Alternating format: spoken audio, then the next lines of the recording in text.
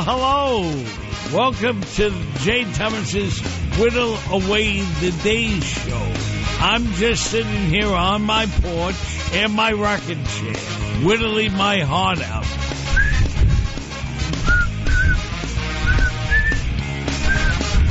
Don't let me stop you. Let the show begin. You got to know when to hold up. Yeah. Know when to fold up. Know when to walk away. But I bet he's never heard this intro before. Leave me alone. Phil Hellmuth.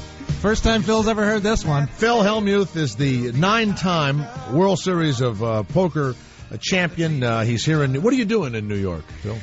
Well, I don't know. I basically came to do an event for the New Yorker Festival, and actually they're paying me nothing, so that was interesting. But I heard it was a real honor to do. Doyle Brunson's here also, and so is Howard Leder and David Williams. So, you know, it's a pretty high-powered panel. We have Andy Duke comes on this show all the time. Now, I want to ask, when you first... did you move to Vegas years ago? It wasn't considered a great thing. I'm sure your mom and dad, they said, what's Phil up to? They probably made up something that you did, right? I mean, now it's a big deal and you're a big winner and the whole thing. But when this wasn't always a big deal, it looked odd to your friends and family that you were going to be a professional poker player, almost criminal. In a way, right? Well, absolutely. I mean, two things. One, I never have lived in Vegas. I have a house there now, but I've never lived there. The most I've ever spent there is maybe a month or two. Where did you win? Where did you learn your trade? I started playing in Madison, Wisconsin, and lived there for a long time. And now I've been in kind of the Bay Area for the last 10, 12 years. I'm the only one of the top 20 players in the world that doesn't live in L.A. or Vegas, and I like it that way. I'm writing my books. I'm not slaving away at the Bellagio every day. Now, the knock on Phil is, he's not the best side game player in the world because he's not playing in the biggest games.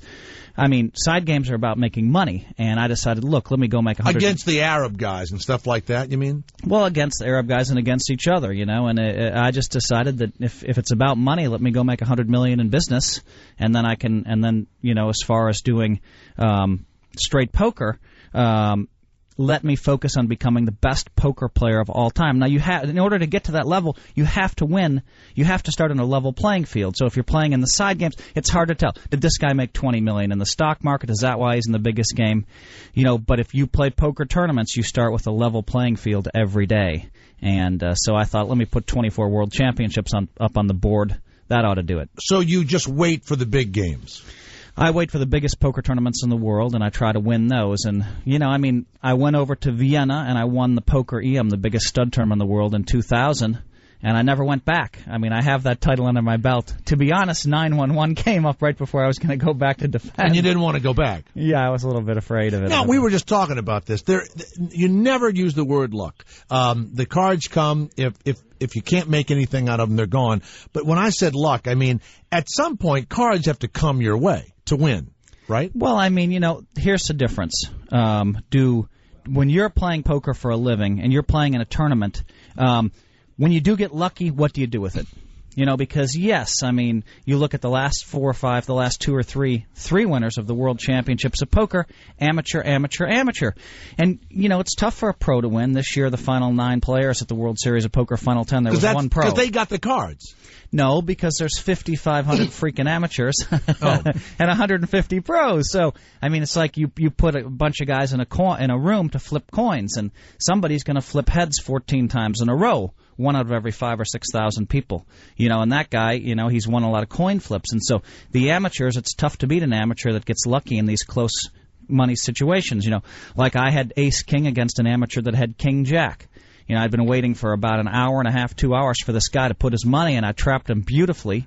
And he had a jack on the river, which is going to make for some fantastic television for you all to see in the next couple of weeks. Me going crazy when he hit his jack, but I mean, my God, $34,000 in chips would have put me up to $51,000 again, where I was earlier. You wait for that position, and then some amateur schmuck. Well, I mean, asshole. Those are your words. Somebody relying on the luck gets the luck. Gets the luck. Yeah, I don't really want to say. I don't want. I said it. Well, you could say that, but I'm not. I don't really feel that way. I just feel like, You play poker for 12 hours. You play perfect poker, and somebody that doesn't understand the game might be the greatest person in the world away from the table. Someone who doesn't understand the game and isn't a very good player gets lucky. And it's just like a lot of people, have the skill set to say "nice hand." I don't. I'm like 12 hours of playing perfect. What the heck did this donkey just do to me? Donkey being, a word which we use in poker, a very famous word that kind of means that someone, comes from their hometown.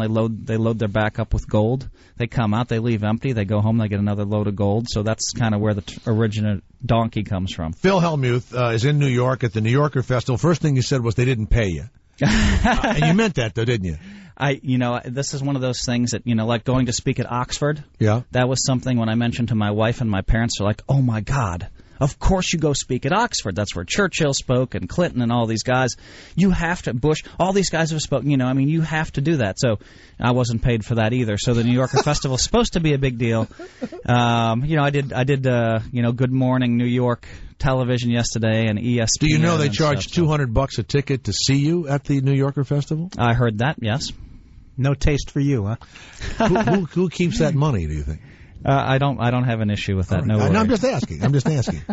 What book would you like to talk about while you're here, Phil? I have some other questions to ask you. What book do you have that you'd like folks to go pick up today? I mean, I am proud of my Play Poker Like the Pros book. He's got it. Look at it. It's all dog-eared from him looking at it. Dog-eared, right. Has a guy ever beaten you in one of these tournaments and said, I beat you because I read your book?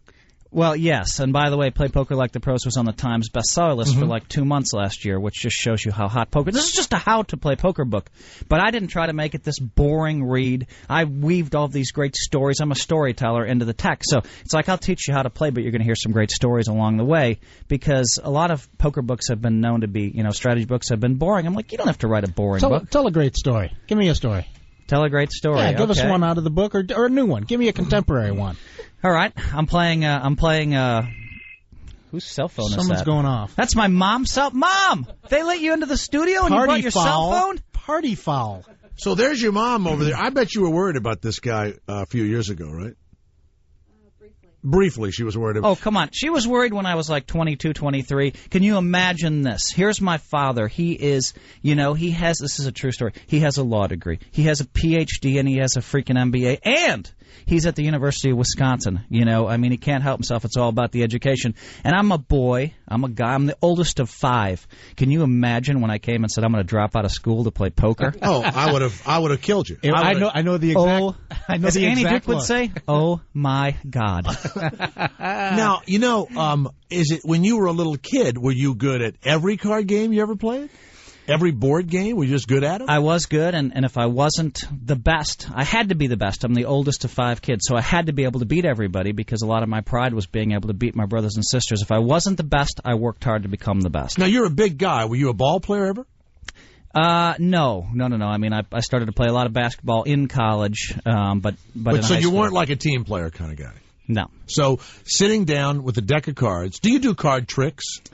I don't. My son is studying magic now, and I'm embarrassed because, if he gets really good at magic, people are going to be like, oh, maybe Phil. Yeah.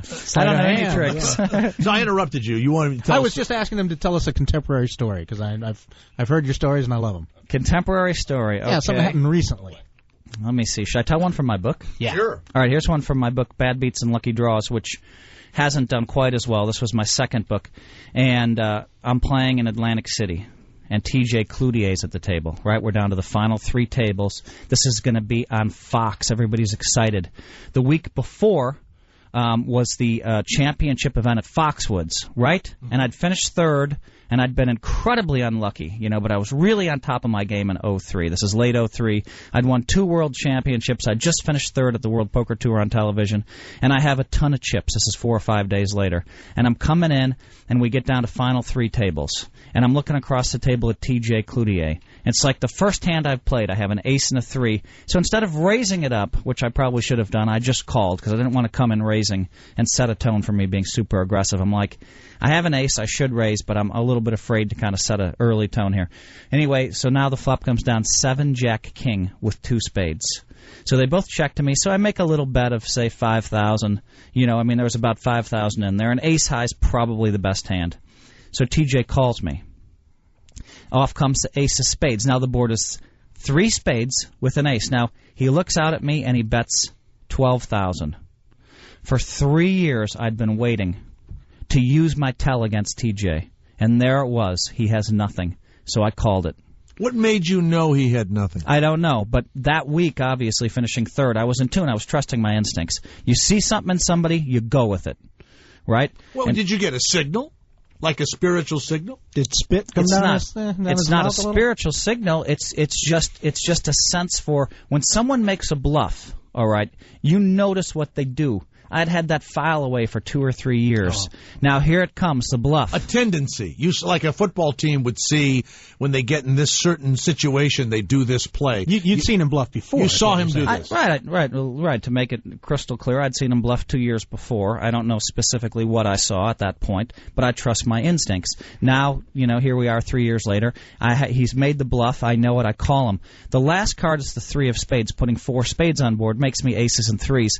That's not a very good card for me. I didn't want a spade to come off. I was, rooting for any kind of low card where he wouldn't make a hand. Now he bets $20,000, and now I count out to $20,000, and I'm staring at TJ. I have the money in my hand, ready to call, and I'm like, Phil, he's bluffing. This is what made you. This is what put you in the chip lead today. This is what made you the player that you are. Put the money in, even though there's 4 spades on board. He's bluffing. Boom! I called. He said, "You got it," and he wrapped the table. In 15 years of playing poker, TJ has never said you got it, wrapped the table, and then ended up accidentally winning a hand. All right? Let me finish the story. Okay.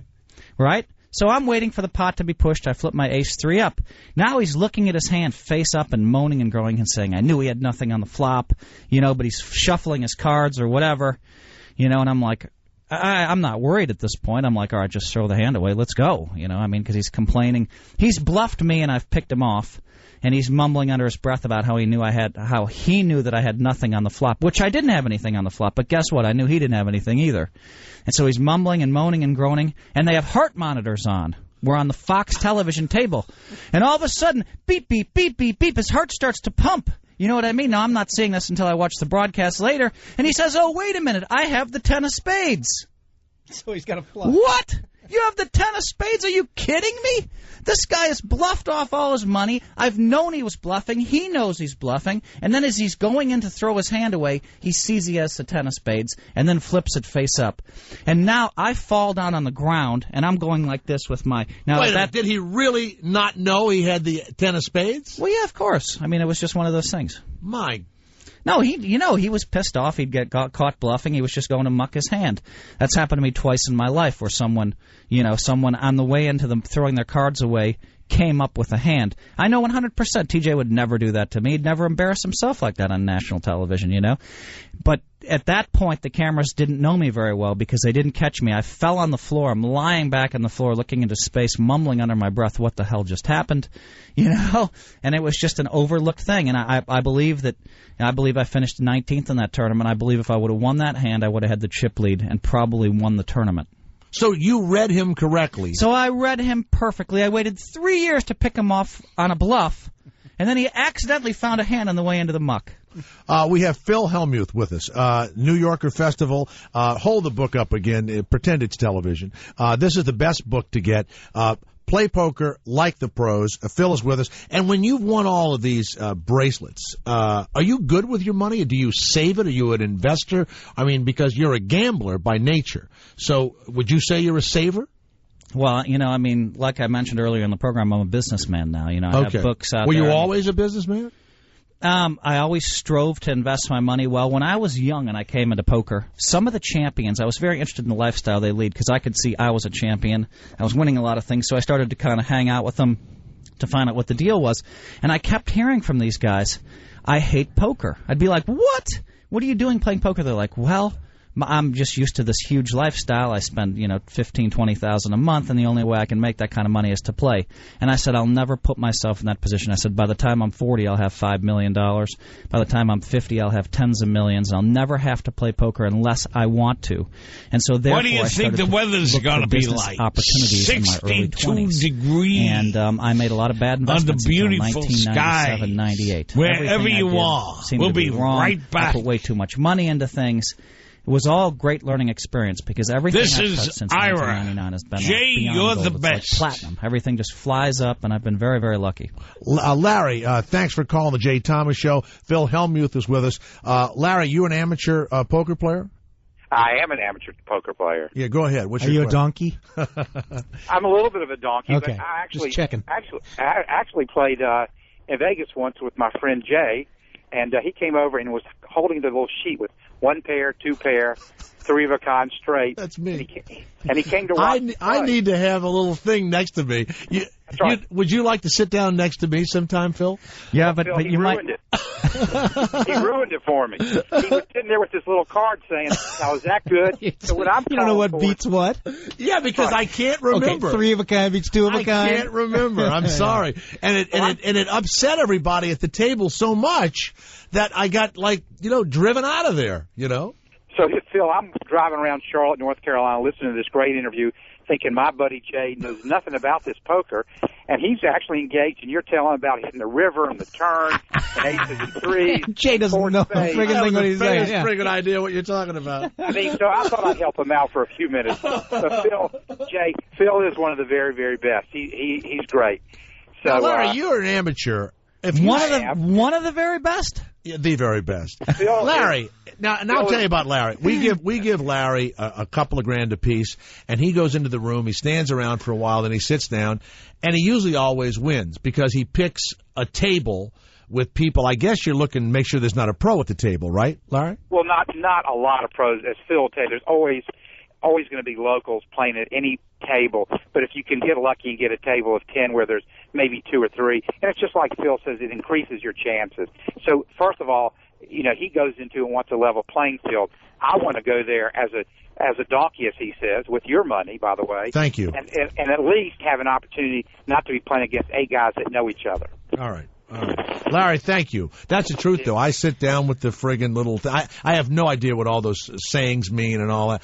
Now, why wouldn't you wait for the Arab guys to come over and all these rich people that would love to play against you and go up in the top of Caesar's Palace and just play them for millions of dollars because all they care about is saying they played with, Phil Hellmuth? Well, I mean, if someone sends me an offer like that, then I might even fly to their country to play them. That's certainly possible. That doesn't It might happen? in the future. I mean, look, I've been focused more on, just doing business things. I mean, I've patented games. I'm starting companies. I have pieces of all these companies. And, I've been very, very lucky financially for a long time. And so, I guess I'm a little bit different. I like my life. It's a very kind of rich, varied life. I get to stay home in Palo Alto with my wife and kids, 2/3 of the time or whatever it is. And, I'm kind of a family guy. I get to be home, a lot. And I like And to you were a poker player before it became as famous as it is now, and you were married with kids, and you were just a guy playing poker. Yeah, exactly. Did you have losing years? Never have a losing year, no. So you always made good money? Yeah, but, look, it's just a choice. If you buy into the Vegas lifestyle, which is a nice lifestyle, by the way. I mean, I like, I was hanging out with Phil Ivey the day. I like the way he lives. He's got a $500,000 McLaren. It's a nice Mercedes car, and, I had fun driving that. And we went to Shadow Creek, one of the best golf courses in the world. We were drinking Louis the 13th. Which the empty bottle's worth $700, and we're drinking that on the house, and we're playing golf for $2,000 a hole. And I like that kind of lifestyle. That kind of pace is fun for me. But it's, right now I have a wife and kids, and I could get sucked into that Vegas lifestyle, which is not a bad place to be. Or I can, kind of spend a little more time with my family. And my youngest son is now 12 years old, and he'll be with us another 7 years. At that point, I may decide that I want to be down playing Shadow Creek every day, and that I want to play high stakes. That Phil Ivey sat in the clubhouse, and we sat in the clubhouse, and we had a $100,000 swing just playing heads-up Chinese poker. It was kind of a fun, fast-paced night and kind of a nice lifestyle. But right now, my wife and kids, need some time with me. I feel like that's what I have to do. So I'm looking for a lot of balance in my life. 7 years from now, I may decide that I want to be in Vegas doing all of that kind of fun stuff. Well, you're going to give half your money to your wife 7 years from now. If this plan he works can divide out, by 2. Yeah, if you can divide by 2, you'll have that lifestyle. Well, I mean, that's the thing. What do you want I hate in to life? break it to you. I'm not a poker player, and I gave half of it up 3 times. Hey, can you rate Gabe Kaplan as a player? I'd give Gabe Kaplan a lot of props. I mean, he it's very interesting. He was a great commentator for the NBC Heads Up that I won. But I mean, I found it interesting every time I kind of slow play, every time I had 2 jacks and I bet kind of really slowly or softly to try to lure my opponent in. Every time I lost a pot like that, he criticized the play, and every time I won a pot like that, he said it was a brilliant play. So you can't just do it on results. But having said that one criticism, he's a great poker player, and he did an absolutely fantastic job commentating for the NBC Heads Up Championship. So nothing but props for him. Just one minor complaint is all. What's the minor complaint? Just a minor complaint that fair-weather friend. You can't, if I'm going to play a hand one way and I lose with it. It's either a good player or it's not. It's a good player, it's not. Don't criticize it based on whether or not it wins. Phil Hellmuth is the 9-time world champion of poker winner. What about Alex Rodriguez the other night, the Yankee? Did you guys stay out late at night and play some poker together? I mean, A-Rod and I played a long time ago in Vegas, and yesterday he invited me down to the field for batting practice, and it was How fun. did you do? How did I do that night way back when? How'd you do batting? How'd you do batting? I didn't actually take any pitches. I thought you were going to take a couple of swings. No, I didn't take any. In fact, we got there late, which was pretty silly. Why don't you ask him the question you wanted to ask him earlier? You're the guy. I mean, everybody knows that even passively watches poker. You're the guy that talks all the time during the hands. Who, me, the bad boy of poker, right? Poker brat. And you've got the poker brat, and you've got all the. I've got the bad boy of reputation. Poker tag. Yeah. Now, has anybody just reached across the hand and said, "Shut the fuck up, man! You're really fucking." His mother is over there. Oh, I'm sorry. Completely forgot. God, his mom is in the corner. Like she hasn't heard it. No, she doesn't want to hear it again. I'm so sorry. Has anybody reached across the table and said, "Hey, come on, he's not going to be would with you us much please longer. Be quiet?" I mean, no. I mean, I have one. Everybody accept it, pretty much. Well, I mean, I think when people see me on television, who they are see. You talking to? What do you mean? Who am I talking I mean, it's like a little imaginary person. Who are you talking to? What are you talking about? When you're talking to the table. You want me to answer his question or your question? Well, I'd like to know who you're talking to, first of all. Answer mine first. All right, let me ask this, and then I'll come to you, Jay. Yeah. As far as your question goes, yeah, people know when I'm at the poker table, they see that, look, first of all, it's not, I don't just randomly go off on anyone in life ever. And I never do it except at the table. But when I do occasionally go off at the table, it's because someone made a bonehead play and got lucky against me. So first of all, everybody at home knows that this guy made a bad play. And everybody knows that I should shut my mouth. But at least when I go off, it's like McEnroe going off when they miss the call. He has a legitimate gripe. He should just, But you even talk during when you're playing. Without the bad call, you talk to yourself. There's another reason you do it. Yeah. You do it to throw the people off. Absolutely. McEnroe would do all of that, and it's hard to play tennis the next game or two against him. Guys that yell at the ref in any ball game, they want the ref to be looking over their shoulder, and so it's also a head game you play. You talk to yourself a lot. Maybe not consciously, but it's a head game. Are you telling me or asking me? I'm Jay? asking you. Jay, are you telling me or asking me? I'm telling you that you're playing a head game, and it's got to be conscious to you. Right, and that's absolutely not true. Oh. Absolutely not true. It comes off that way. Have you read my book? You're full of shit most of the time. It's my new book. Jay, his mom's over there. I'm sorry, Mrs. Holmes.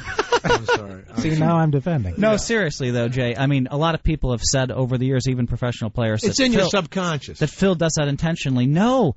This has been going on since 1980. I just haven't been able to handle my losing with the class I'm supposed to. It's like I said earlier, play 12 hours of perfect poker, and somebody makes a terrible play, and you lose a hand you weren't supposed to lose. Some of these hands, actually, that I lose, I was actually supposed to double up against somebody else, but some bad player got in the way and busted me instead. And I'm looking at them, I'm like, wait a minute, where's the justice in this? It's called luck. They got lucky. Okay, that's fine. And you hate luck.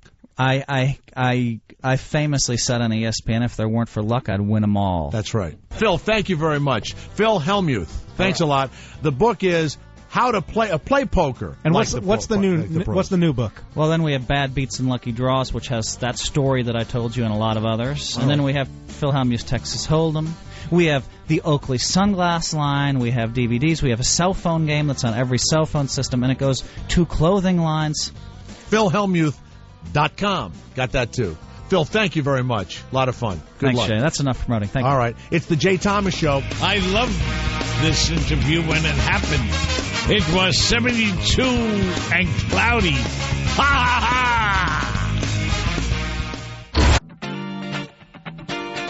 ha! Jay Thomas. That guy cuts me up.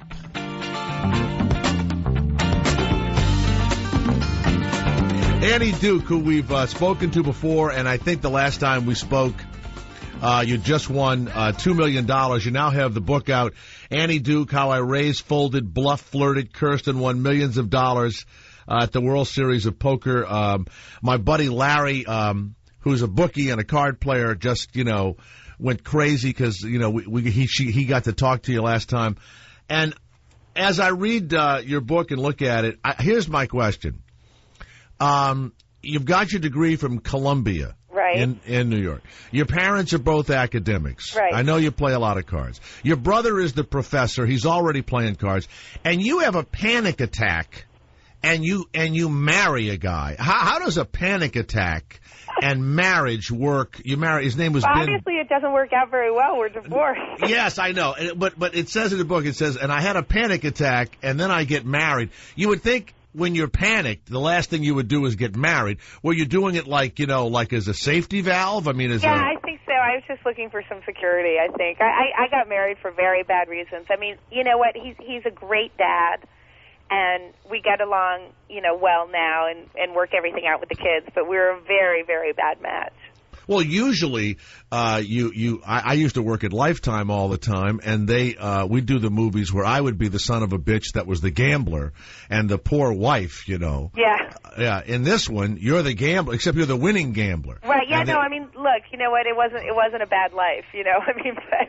Yeah, I mean, it turned out okay. Then, the other thing is that, and I can't hear this story enough.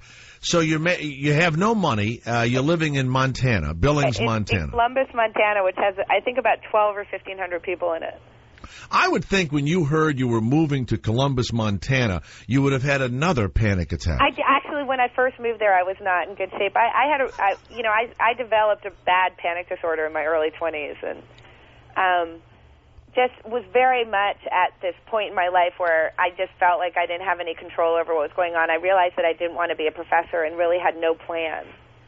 Well, for people that are listening, and I'll say this for myself too, when you're in real trouble, don't get married, right? Yeah, I did the same thing. Yeah. Not only that, but my advice to everybody is don't get married in your 20s. That's just never a good idea. Well, we live longer now. Yeah, and getting married in your 20s, it's like, no, I don't know any 20-year-olds who make good decisions. I certainly didn't. Well, they say now that 60 is the new 40.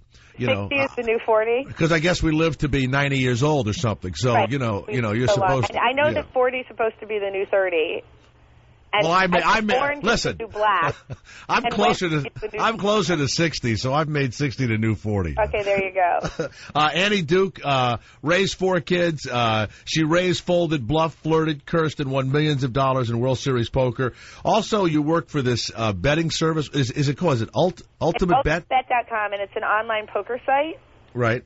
And, online poker is so amazing. We've had 2 champions, Greg Raymer and Chris Moneymaker, come out of the online world. And it's a great training ground where you can sit at home and play for as little as 1 penny, 2 penny. You can play as high as, 300, 600 as well. And you get so many hands per hour, and it's a great way to get a lot of experience. And a lot of really good young players have come out of playing on the Internet. There's one player named Eric Sangstrom who's from Sweden, who is one of the most successful Internet players of all time. He's made millions. And he just turned 21. He's just able to play in tournaments now. Now, why doesn't he, does he play table poker too?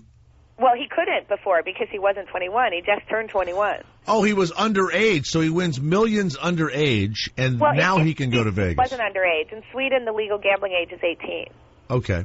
But now he's just started to be able to play poker tournaments in America, so it'll be interesting to see what happens with him. But that's a very common story. You know, like Scott Fishman, who was, I think, 23 when he won his World Series tournament. There's another person, Thomas Keller.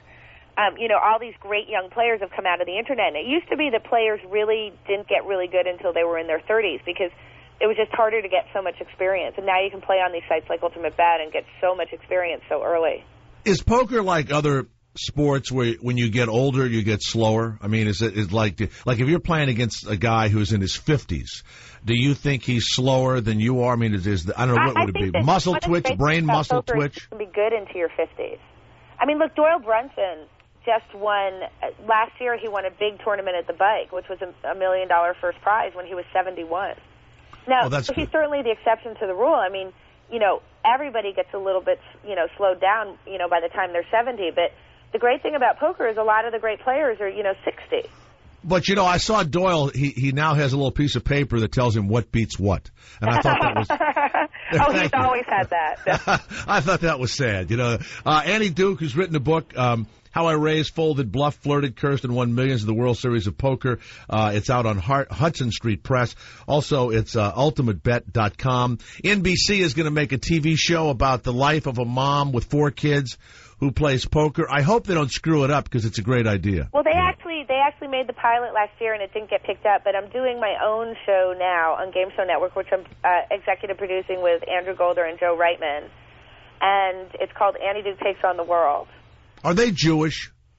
Yes. You got to have Jewish producers. Take it from me. I've been in television a long time. They are.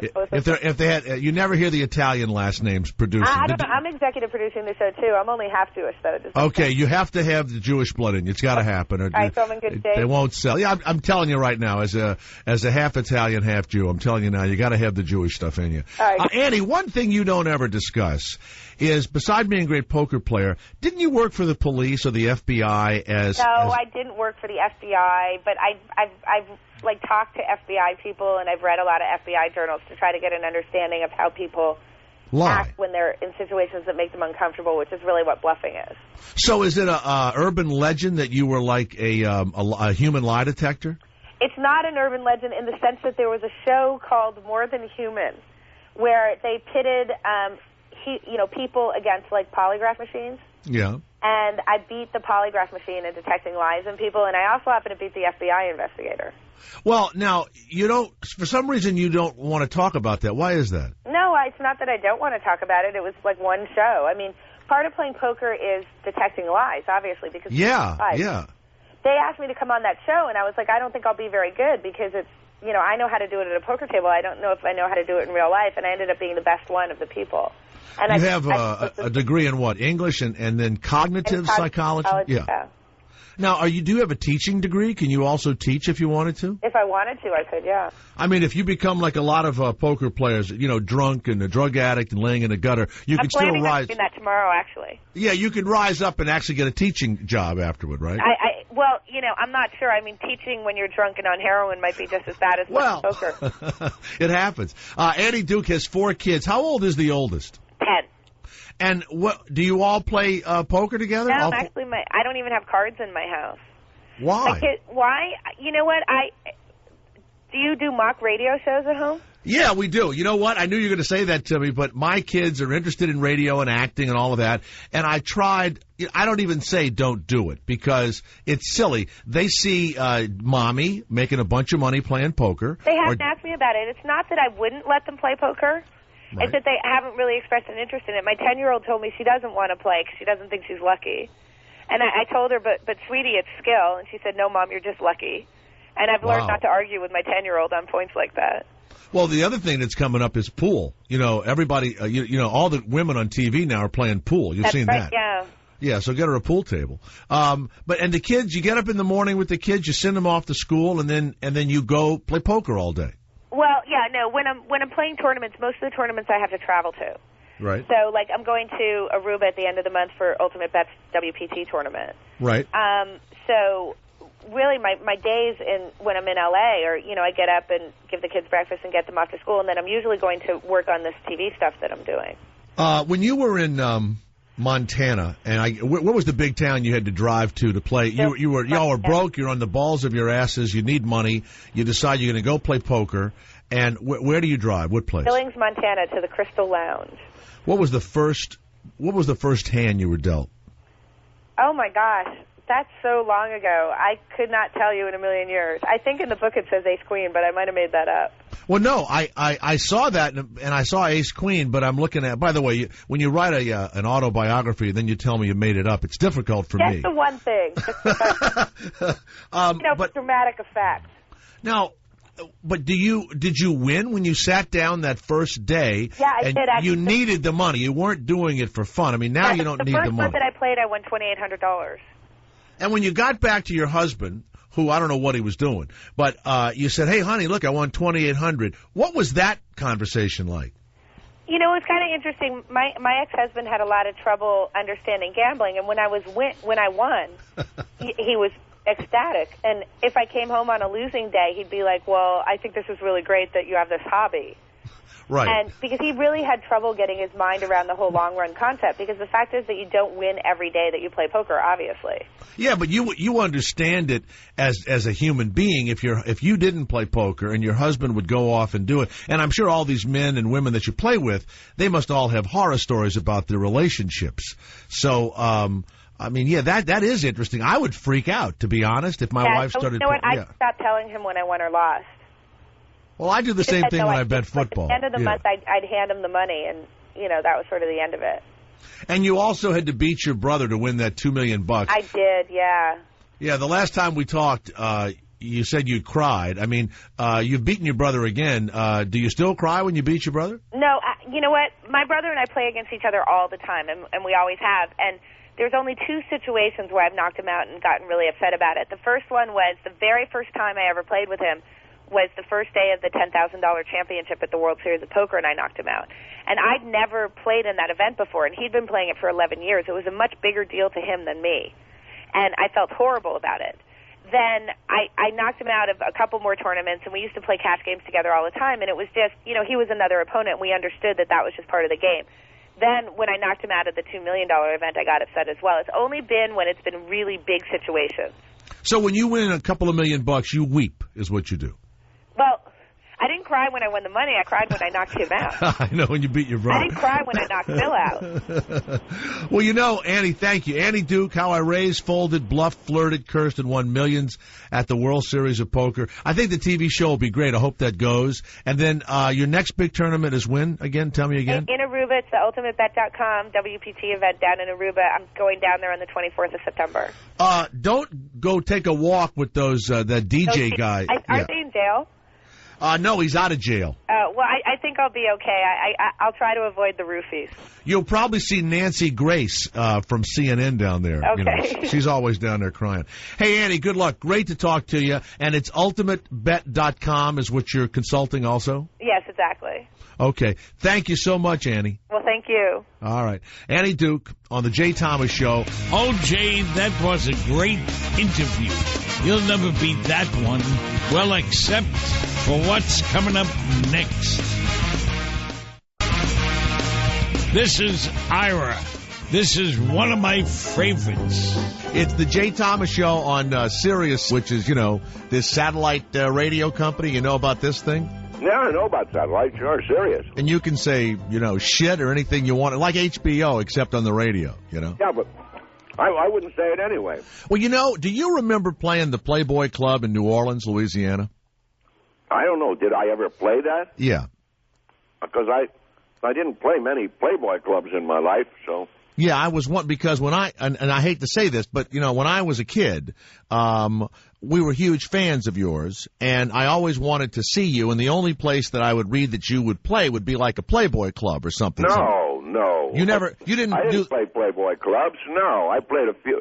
I played one or two in Chicago, but one in San Francisco, and but I don't think I ever appeared in a Playboy Club in New Orleans. In New Orleans. No. Because my dad always promised me if Shelley Berman ever came to that was the only place we had comics.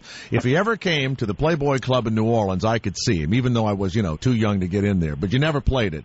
And the thing I loved, and many people may or may not know this, but you did the telephone. You talked, you had people on, your act was a telephone act, right? That's correct. And now Bob Newhart had the telephone act, too. These days, comics yell at each other because they steal each other's act. And did you or Bob ever, was this adversarial with both of you, doing telephone stuff? No. Well, it's very hard to discuss this. I know that I had done was doing my third album. I was cutting my third album when I heard that there was this other fellow doing telephone. Right. Well, that's okay. I mean, listen, it's a long time ago, and, I worked in the comedy clubs, too, and I remember when Robin Williams would watch a guy's act, and then 2 nights later, he'd be using some of that guy's material, and I've seen guys grab him and throw his ass up against the wall. I mean, this happened years ago, but it definitely happens, and, I wondered about this for a long time. I'm glad I'm talking to you about it. Yeah, it's very hard. It's very hard as a performer to talk about another performer, and I don't want to really get into that. Okay, all right. But, I just thought I'd ask. I know that I created a style, at least my style, and sitting on a bar stool and doing one-sided telephone conversations. I know that nobody was doing that when I did it. That's all. Well, I've imitated you for years. Even the voice I have. Really? I mean, really? Yeah. Now, you're doing the HBO show now, Curb Your Enthusiasm. You're playing Larry David's dad. Yeah.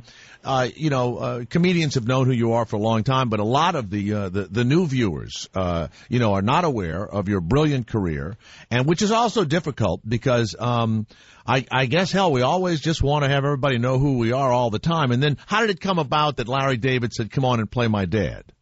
I don't know. That's what he did. That was it. And I went in there and I worked out with him to see if we were compatible, and it turned out that we were. So that's it. So he said, go ahead. Well, you both have the same shaped head. I mean, that's the first thing I noticed, Well, it looks like that when I'm not wearing my rug. When I'm wearing my rug, it's beautiful. My head is more beautiful than his. Shelley Berman is now on Curb Your Enthusiasm. The new series on HBO has started with Larry David. And now many people go, what happens to, actors, singers, dancers, comedians? You've been teaching writing at either USC or UCLA, right? Which one? USC. I've been teaching at USC for 21 years now. And you teach comedic writing or just, what's humor writing, literary and dramatic, and it's a graduate course. Now, you probably were always funny as a kid. I was funny as a kid. Someone who's funny is funny. Can you teach anybody to be funny? You really can't teach somebody to be funny. You can or you can't? You cannot teach somebody to be funny. Right. But you can help people access their own font of humor. And all of us have some humor. And you can help people articulate their own font, their own humor. So that's what I teach. I teach how you go about putting humor down on paper. That's what I do. Now, what happens when you have a student and you're there at USC and they write stuff and it's just not funny, but they think they're funny and they're smart because they're in a graduate program? I mean, how do you deal with that? Well, you show them the rules, and if they apply the rules, at least whatever humor they have will be there. And if they're not applying your rules that you're trying to teach them, well, you've just got somebody who thinks he knows better or she knows better, and she's not going to do what you're saying. Now, do you grade people on their papers? I mean, Of course. It's a graduate course. They're going for their master's degree. And I'm in a program. Right. It's a writer's program. And if they're going for a degree, they're going to, and they take my class, they've got to deliver. That's all. But I'm working with them to help them. I'm not there to give them orders. I'm just trying to help them get it. Now, do they know who Shelley Berman is, a lot of them? Some of them do, and some of them their parents told them. But they see me, and I'm working today. I didn't suddenly stop somewhere along the way, so a lot of kids grow up and catch into me. That's it. Well, I was raised on you and Mort Saul, and you guys were innovative, and you were really funny, and of course you never said a dirty word. You couldn't say a dirty word. Many times it was innuendo, and you, of course, on the telephone, we could only imagine what the imaginary person was doing on the other end of the line. That's correct. Yeah. When you were putting your act together and you would be talking to someone on the phone, and they were, I don't know, so I remember a couple of bits where maybe they were putting something on or whatever. Did you ever wish that you could, say a dirty word, or did you say a dirty word in your act ever? I didn't. No, I know. I didn't. It just didn't occur to me. It didn't occur to me to use the language of anger. It just didn't occur. Well, what do you think now? What do you think now? Because men, and even this channel, and all of us, I mean, we don't have an especially dirty show, but if we want to say, the guy's an asshole or shit, that I can't believe that shit happened or whatever, and not that was ever my act either, but it is free. If you want to use a contemporary idiom, there's nothing to stop you, and it's fine. But for those of us who don't get into that, it isn't something that we don't do because we think it's naughty. It's something we just don't generally do. It's something. It's a word we don't generally use. However, when I'm off camera, sure. I mean, but to me, it's not necessary, and so I don't use it. And I don't judge anybody else who is. Well, you're on this HBO Curb Your Enthusiasm where a script is written. No script is written. Oh, is it? Originally, which many people may or may not know, Larry David had a show and he said, I'm just going to give the idea of the scene, so it's improvisational. I was wondering if that was still true, and now you're telling me it is. Is it true for everyone or certain people that he brings on the show? His show, he has an outline. He has a detailed scenario. You're told what the scene is. You don't have a script. You're never given a script. You don't script that show. He knows where he would like it to go. And the actors improvise. That's wild. I mean, that is exactly the truth. Nobody seems to want to believe this. Well, in the beginning when I watched it, it looked uncomfortable. And I watched it the first, 5 or 6 episodes years ago, and I said, I don't like this show because not every actor is any good at, improvisation. And improvisation should be just the way you are anyway, and that's either funny or not funny, but at least it's real. But now it's so tight that I look at it now and I find it hard to believe that it's improvisational. So they've done a hell of a job. Well, either that or the actors are catching on. So. Well, you know what? You don't have to try. You must teach this. You don't try to be funny, right? Well, that's exactly it. You don't try to be funny. I don't teach improv, but except on certain occasions when I do. But I don't teach improv at USC. Now, when your voice, you don't have like, a happy-go-lucky voice. I mean, as I'm talking to you right now, I can imagine you having a temper, And it's funny to hear you talk to me because I grew up on you. But if I never met you before and didn't know you were a comedian, I would never know you were funny, Well, I don't know. Well, it's the truth. But see, I'm an actor. I began as an actor. Right. It's a trained voice, and my speech is trained, and so I sound however. Right. But it isn't. I don't. If I'm doing a character, I may have a certain character. I may have a certain twist to it, but that's about it. How many episodes did you sign to do on Curb Your Enthusiasm? Well, I didn't. You're not signed to do episodes. You're signed to appear on this one and that one and that one. So I don't know how many I've done this season. I think I'm on about 8 out of 10. Well, that. So you're saying the acting is improvisational and the contract is improvisational. Yes, it is. It's all improvisational. Yeah. So, Well, it's wonderful to meet you. This is a special treat for me, and I appreciate you, talking to us. It's great to hear that you've had gainful employ, in the university system. Thank God. Have you graduated anyone who I guess are they screenplay writers and prose writers? Anyone whose name that we would know that is a comedic writer? Yes, but there are a few. I don't have that list in front of me. I didn't expect that question. That's okay. That's all right. Some of my students have gone on to write film and to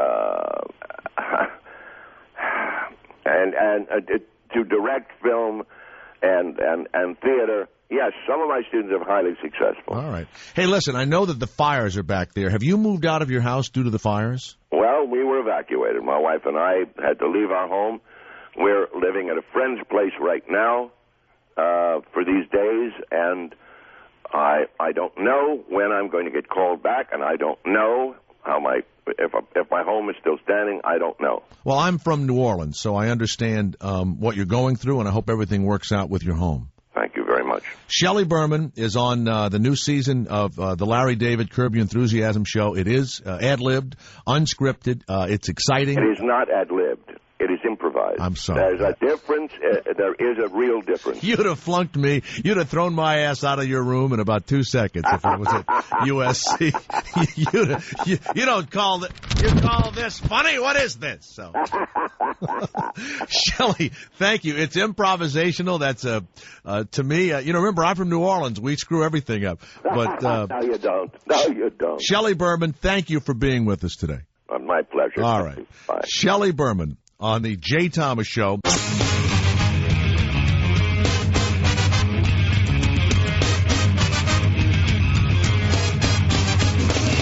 Hi, this is Ira the Weatherman, and you're listening to Jay Thomas's Whittle Away the Day Show. Mick Foley, welcome to the Jay Thomas Show. How are you, Mick? Hey, I'm doing great. It's good to be on with you guys. Thank you. Now, you're not just a wrestler, but you're a smart guy. You write. You know how to type. I apologize. I usually say I've read every book. I haven't read your new book, Scooter. I haven't read it yet. Oh, then I can exaggerate about how good it is, right? Yeah, you can tell me everything. Now, how big are you? What are your dimensions? I'm 6'4", and when I'm in shape, I'm about 275, and I'm quite a bit north of that right now. Right around the 320 mark right now. Wait a minute, you're like 50 pounds overweight? Yeah, exactly. You sound so happy when you said that. Like, yeah. Now, when you are you going to be wrestling again anytime soon? Well, you know what? I just signed a new deal with WWE that'll call for just a few big matches a year. So, it's time for me to start shaping up. It's bad enough I didn't even fit on the roller coasters at Six Flags a couple of weeks ago. So I need to shape up for maybe the fall return, maybe November. You've had how many novels that you've written, including your own autobiography? Yeah, well, I had 2 autobiographies, 3 children's books, and Scooter is my second novel. You wrote the little children's books, Halloween Hijinks, Mick Foley's Christmas Chaos, and Tales from Reskull Lane. What would make a man who weighs now over 300 pounds sit down with these huge hands and type a children's book? It is hard to imagine. Yeah, well, I don't do any typing. Actually, when you say when you said I know how to use a typewriter, you were wrong. I know how to write with a pen and paper, though. I do know how to use a typewriter. I just don't know how to use a computer. Well, who types it for you after you've written it? Well, that's a long process. I have to send in the handwritten manuscript, and they try to decipher my handwriting because, I write, 8, 9, 10 hours at a time, and sometimes by the end of that time, it's slightly hard to look at. And then it's a tough thing. So I do need to get on the computer just so I can make my life easier. It doesn't matter if I write the first draft by hand, but when I do my second draft, I really need to, plug in and get into technology a little bit. So Mick Foley, the wrestler, has written like at least 6 novels. The new one is called Scooter, and it's like a coming of age tale. What is Scooter about? Is it about you? I mean, is it really about you, and you just call the guy Scooter? Well, You know, my last novel, Tatum Brown, had the main character who was actually Andy Brown, and Andy was missing an ear, which was a trait he shared with me, and so this new... You're missing an ear? How did you lose your ear? You know, I lost it at a kind of a match that got out of hand in Munich, Germany, 11 years ago now. Just actually didn't get out of hand. I just made a mistake and got caught up in the ropes, and when I pulled my head out, 2/3 of my ear did not come with me. Did you continue wrestling with the blood? Yeah. That's the ironic thing, is that, you know, the fake sport continues when one of the participants loses an ear, whereas obviously, you know, any baseball, you know, if a guy got beamed at the plate, you know, and his ear was laying on the ground, they'd probably call a little TO. But yeah, we did the best we could, and went another couple minutes, and then I reached up. I knew there was probably some extensive damage because of the blood loss, but I certainly didn't expect to reach up and find it to be gone. Now, you know, you just said a word that I have been sitting here wondering if I was going to say to you. You just said, you know, in the fake sport. and I, you know, I was once, you know, I saw Andy Kaufman, you know, get his neck almost broken, and because you guys are really big and you can do a lot of stuff, but I was on with some wrestlers one night in Pensacola, and years and years ago, and one of the guys said, you know, if you start with the fake shit, you know, I'm gonna, you know, beat the crap out of you, and he scared me, and he said, you know, so I know you're a funny guy, so don't start all that. When you said fake just now, why do you think people love wrestling and millions all over the world go to see it, and yet you even admit that it's fake? Well, she's kind of saying fake, you know, sarcastically, but no, you meant it. No, you meant it. I'm sorry. I'm sorry. I could hear it in your voice. You meant it. Well, hold it one second. Rodney Lee Conover. He meant it. Could you hear it in his voice? Well, I mean, of course it's wink, wink, nod, nod. Anyone who's wait a minute. I just wanted to hear him stutter. I just wanted to hear Rodney go. Anyone who has seen a real street fight knows that if you have a guy on the ground and you stomp on his nose, it tends to he's hurt. He doesn't get up and wrestle for another hour. Very seldom in a real street fight will you let the guy lay there while you pace back and drop an elbow on him. And you don't refer to some ref who isn't watching for some reason. You know, like I feel like, you know, when someone actually approaches me and says, "Oh, that wrestling fake," you know, the truth is, if it was as real as we portrayed to be, we'd be dead. But if it was fake, there'd be some injuries. I'd be walking a lot better than I do, and I'd still have both my ears. So, what would happen if they did? You know, I wrestled in high school, and I don't know. Did you wrestle in college? You went to Cortland State. I wrestled in high school, and I started doing the pro stuff when I was 19. What would happen? Would it be so boring if we had if somewhere in between, in the middle there, it sort of had what we see in the Olympics and mixed with what you see on television? Hey, I love amateur wrestling and Olympic wrestling, but actually at the very top of the sport, you see some of the most boring amateur matches because the guys are so good defensively, and no one wants to see a 9-minute stalemate. So that's why wrestling evolved the way it did and worked through the carnivals, and then eventually started incorporating the ropes and the bigger moves, because unfortunately in this country people find amateur wrestling to be dull, you know, unless you happen to be from Wyoming, Iowa, or Minnesota. You know, the college programs are dropping. They're being victimized, I guess, in the college ranks. Well, the guys ought to start coming out, and I mean, you may think this is a joke, but when I was in high school, we wrestled 3 rounds. I would predict the round. I acted really crazy, and it pissed the coach off, but it was fun to wrestle with me. I mean, and then I really wrestled when it was time to wrestle. But I acted silly when I went out there. Well, but if everybody acted silly, the sport would probably be suffering. I mean, it's great to have some individuality out there, but like I said, I love the sport. And guys like Kurt Angle, who was a gold medalist, and some of the guys who come from Ultimate Fighting are able to incorporate some really cool things, but in the end you have to make it visual. And when you ask why would millions of people watch something that was not necessarily 100% legitimate, I'd say it's the same reason people attend movies, even though they know that Harrison Ford isn't really the president. That's right. Try to give him you try to give him a product that makes it easy to suspend disbelief, and I think that was part of why I did fairly well, was because it was not easy to it was not difficult to sit in the chair and imagine that there was a contest going on and that there was some pain involved, because there generally was some pain involved when I was out there. Where with Mick Foley, the wrestler, the novelist, the new novel is Scooter. He's written children's books. Rodney Lee Conover, did you wrestle in high school? I did. I was a big timer. I got a wrestling scholarship to college, but I didn't want to wrestle anymore.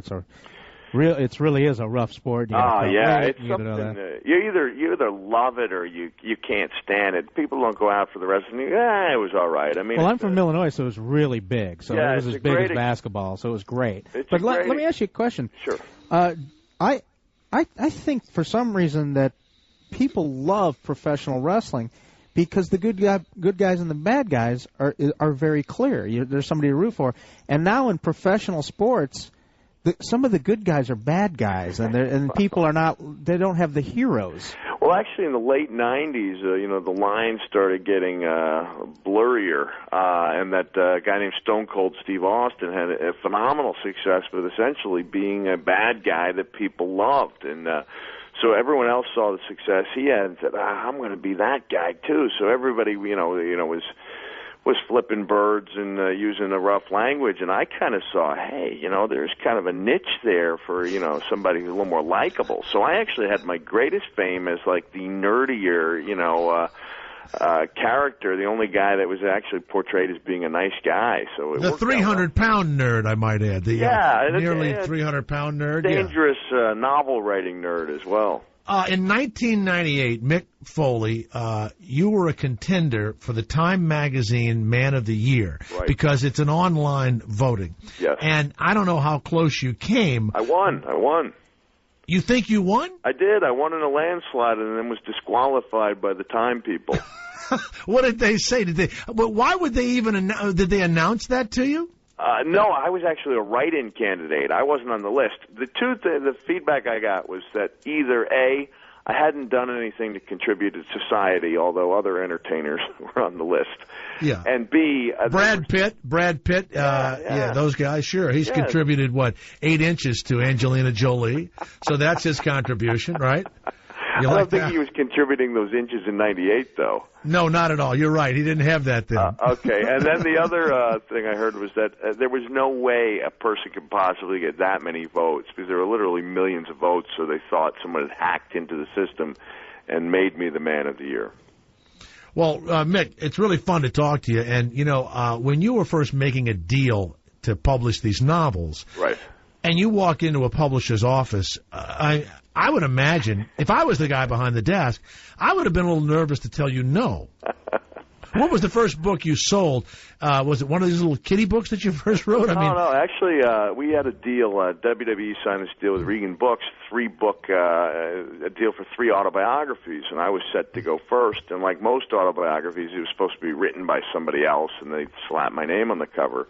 And luckily for me, the guy was doing what I thought was a pretty good job of making my life look pretty dull. And so I just took it upon myself to sit up in the upper deck of the Tallahassee Civic Center back in May of '99 and just started writing away on a legal pad. And that night, in the dressing room, I asked a couple of the guys if they wanted to, hear what I wrote. And a couple guys gathered around. I started reading it, and they started laughing. And then a few more guys gathered around. So it was pretty common, like on airplanes, to have a guy like Steve Austin going, "Hey, you got any more pages?" Like, the guys were really into it. They really thought it was good, and we didn't think it would sell because it was a book about wrestling, and we kind of shocked the world by hitting number 1, and the book stayed on the list for 26 weeks. And here's talk about irony, or maybe this is just straight out pathetic, is that the week I hit number 1. Hold it. It's either irony or straight out pathetic. Well, you be the judge, all right? I will be. The facts, and you judge whether it's ironic or pathetic.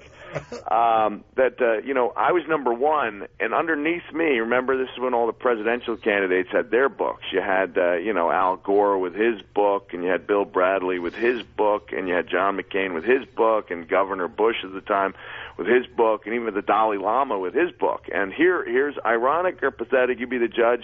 with the exception of Bill Bradley, all the presidential candidates had their books ghostwritten for them while the wrestler did his own work.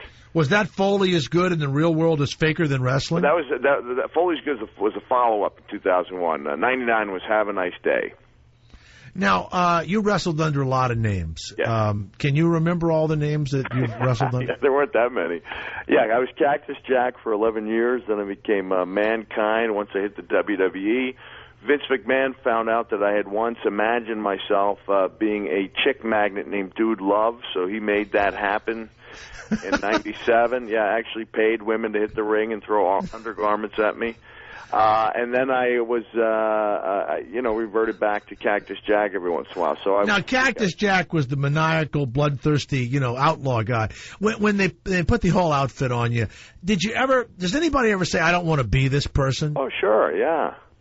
Yeah, I imagine when, for example, Ron Simmons showed up and told his name was going to be Farouk Assad and he was going to wear a blue Gladiator's helmet, that he probably had some apprehension. But, even Vince McMahon has an off day, and I don't know if you want to be the guy that tells him he's having an off day when it comes to your career future. Paul of North Carolina, Mick Foley, whose new novel is called Scooter. Of course, he's the WWE wrestler. Hi, Paul. What's your question for Mick Foley? Mr. Foley, I was wondering, when you signed your new deal with the WWE, have you and Ric Flair worked out your differences about those comments that he made? We did have a little altercation backstage in December, and then we did have a phone call. I guess no one really knows. We had a little phone call where we wished each other Merry Christmas. So, I don't know. I don't think we'll actually, exchange Christmas cards. But, I don't imagine that there'll be any future problems. I was just with Ric Flair in Charlotte, North Carolina at a fundraiser a couple of months ago.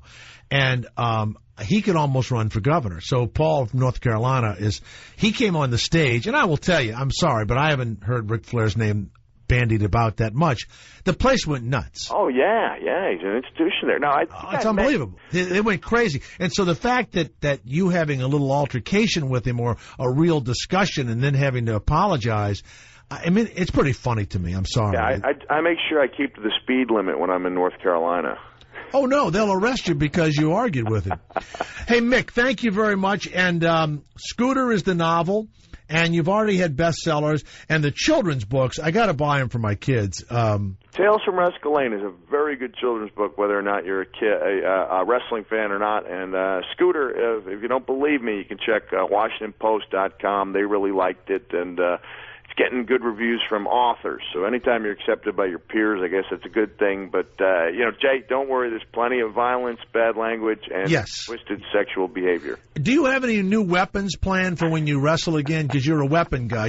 There's a prop comic, and then there's a weapon wrestler. Have you had any weapons planned? What are you going to use? The last one that worked real well was the baseball bat wrapped in barbed wire, and the Barbie, you call it. Barbie, right? Exactly. You've done your homework. Yeah, very nice. Jay, I think wait a minute, and you lit it on fire a couple of times. Yeah, but I don't recommend that to the kids at home. Yeah, I did light it on fire, and I said, in one book that I hit Triple H over the head with a barbed wire bat that was on fire. I said, yeah, maybe it was a little wimpy. I said, but as far as shots go with barbed wire bats that are on fire, it was up there, with the best. Mick Foley, thank you very much. I appreciate it. Nice Scooter. Jay. Okay, he'll come back. Scooter's the novel. Mick Foley's the wrestler. And I'm Jay Thomas. Top notch, Jay. Top notch. We'll be right back. This is Ira. I loved this interview when it happened. The Jay Thomas Show. And Jessica Canseco, married to, of course, Jose Canseco, has a new book, Juicy, The Confessions of a Former Baseball Wife. And also the Playboy magazine spread was sent to me. And I'm a little embarrassed talking to you. I get embarrassed talking to women, from the magazine. I'm not like most guys. I go in the other direction. I'm nervous. then. Yeah, I won't look. So, Jessica, you wrote this book about Jose Canseco, and of course, you know, a lot of the things he said about the other players look like they're coming true. You know, guys giving each other, you know, steroid shots and everything else. You think that's the thing that that made your marriage no good, or was it just who he was also? Well, I mean, it's who he was, but it definitely affected him. I think it, because it caused depression and it caused mood swings. So I think it just enhanced, who Jose was, which made, things worse. How did you and Jose Canseco meet? I was in training, I think my third day at Hooters in Cleveland. Uh-huh. And he came in there and plucked me right out of there. You were a trainee at Hooters, and in walks, at that time, one of the great baseball players. Did you know who he was when you first met him? No, I didn't follow any sports. I followed more musicians than anything. So, of course, people clued me in, that's Jose Canseco, which meant absolutely nothing, except for the fact that he was just a good-looking guy, and, he definitely looked different. He was flashy and cute. No, he's a handsome son of a bitch. There's no doubt about that. I mean, and he's got the twin brother. Now, does his twin brother have a totally different personality? Oh no, the apple doesn't fall far from the tree. Oh, the brother could be this. I was about to say, maybe you picked the wrong brother, but and also in your book, Juicy: The Confessions of a Former Baseball Wife, Jessica Canseco, you say that you found Jose's little black book containing the numbers of his sex partners organized by hair color. Why didn't he hide it from you? Well, God, you think you want your wife to find that? No, I'm saying why didn't he hide it? He didn't hide it very well is what I'm saying. You found he did hide it in his coat pocket. He was just forgotten. I found it. I don't think he meant for me to. He actually said, I remember he wanted to throw it away or something. Oh, yeah, sure. Probably put it in his locker, but he left it in his coat. Now, here you are. You're absolutely gorgeous. You're married to Jose Canseco, and life is going on. And many psychologists would say he wanted you to catch him. You know that, don't you? Yeah. Yeah. So you find the little black book, and it's got like blonde, from Detroit. It's got brunette from wherever and stuff. Did you guys have a big fight that night? Probably. Yeah. I was pretty disgusted by that point. I think I probably even filed for divorce one of the times. I mean, I know we went back and forth so many times, but there were so many things that happened, and so many times I caught him.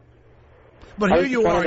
You're incredibly beautiful. I mean, if anybody sees you in, Playboy, they'll agree that you're incredibly gorgeous. I mean, it must have destroyed your ego that this guy was, having to go off with other women.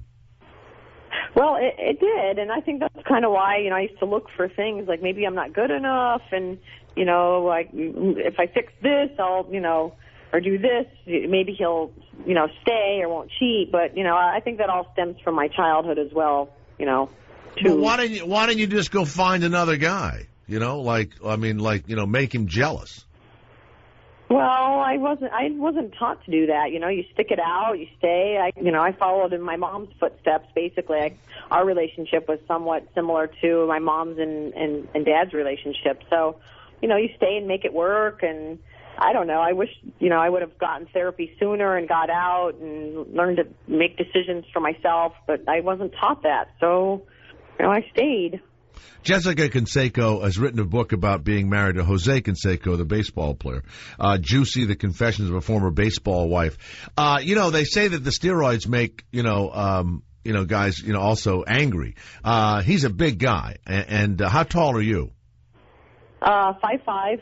Okay, and he's like almost a foot taller than you, right? I mean, he's huge. Yeah. Yeah. Did he ever take a swing at you?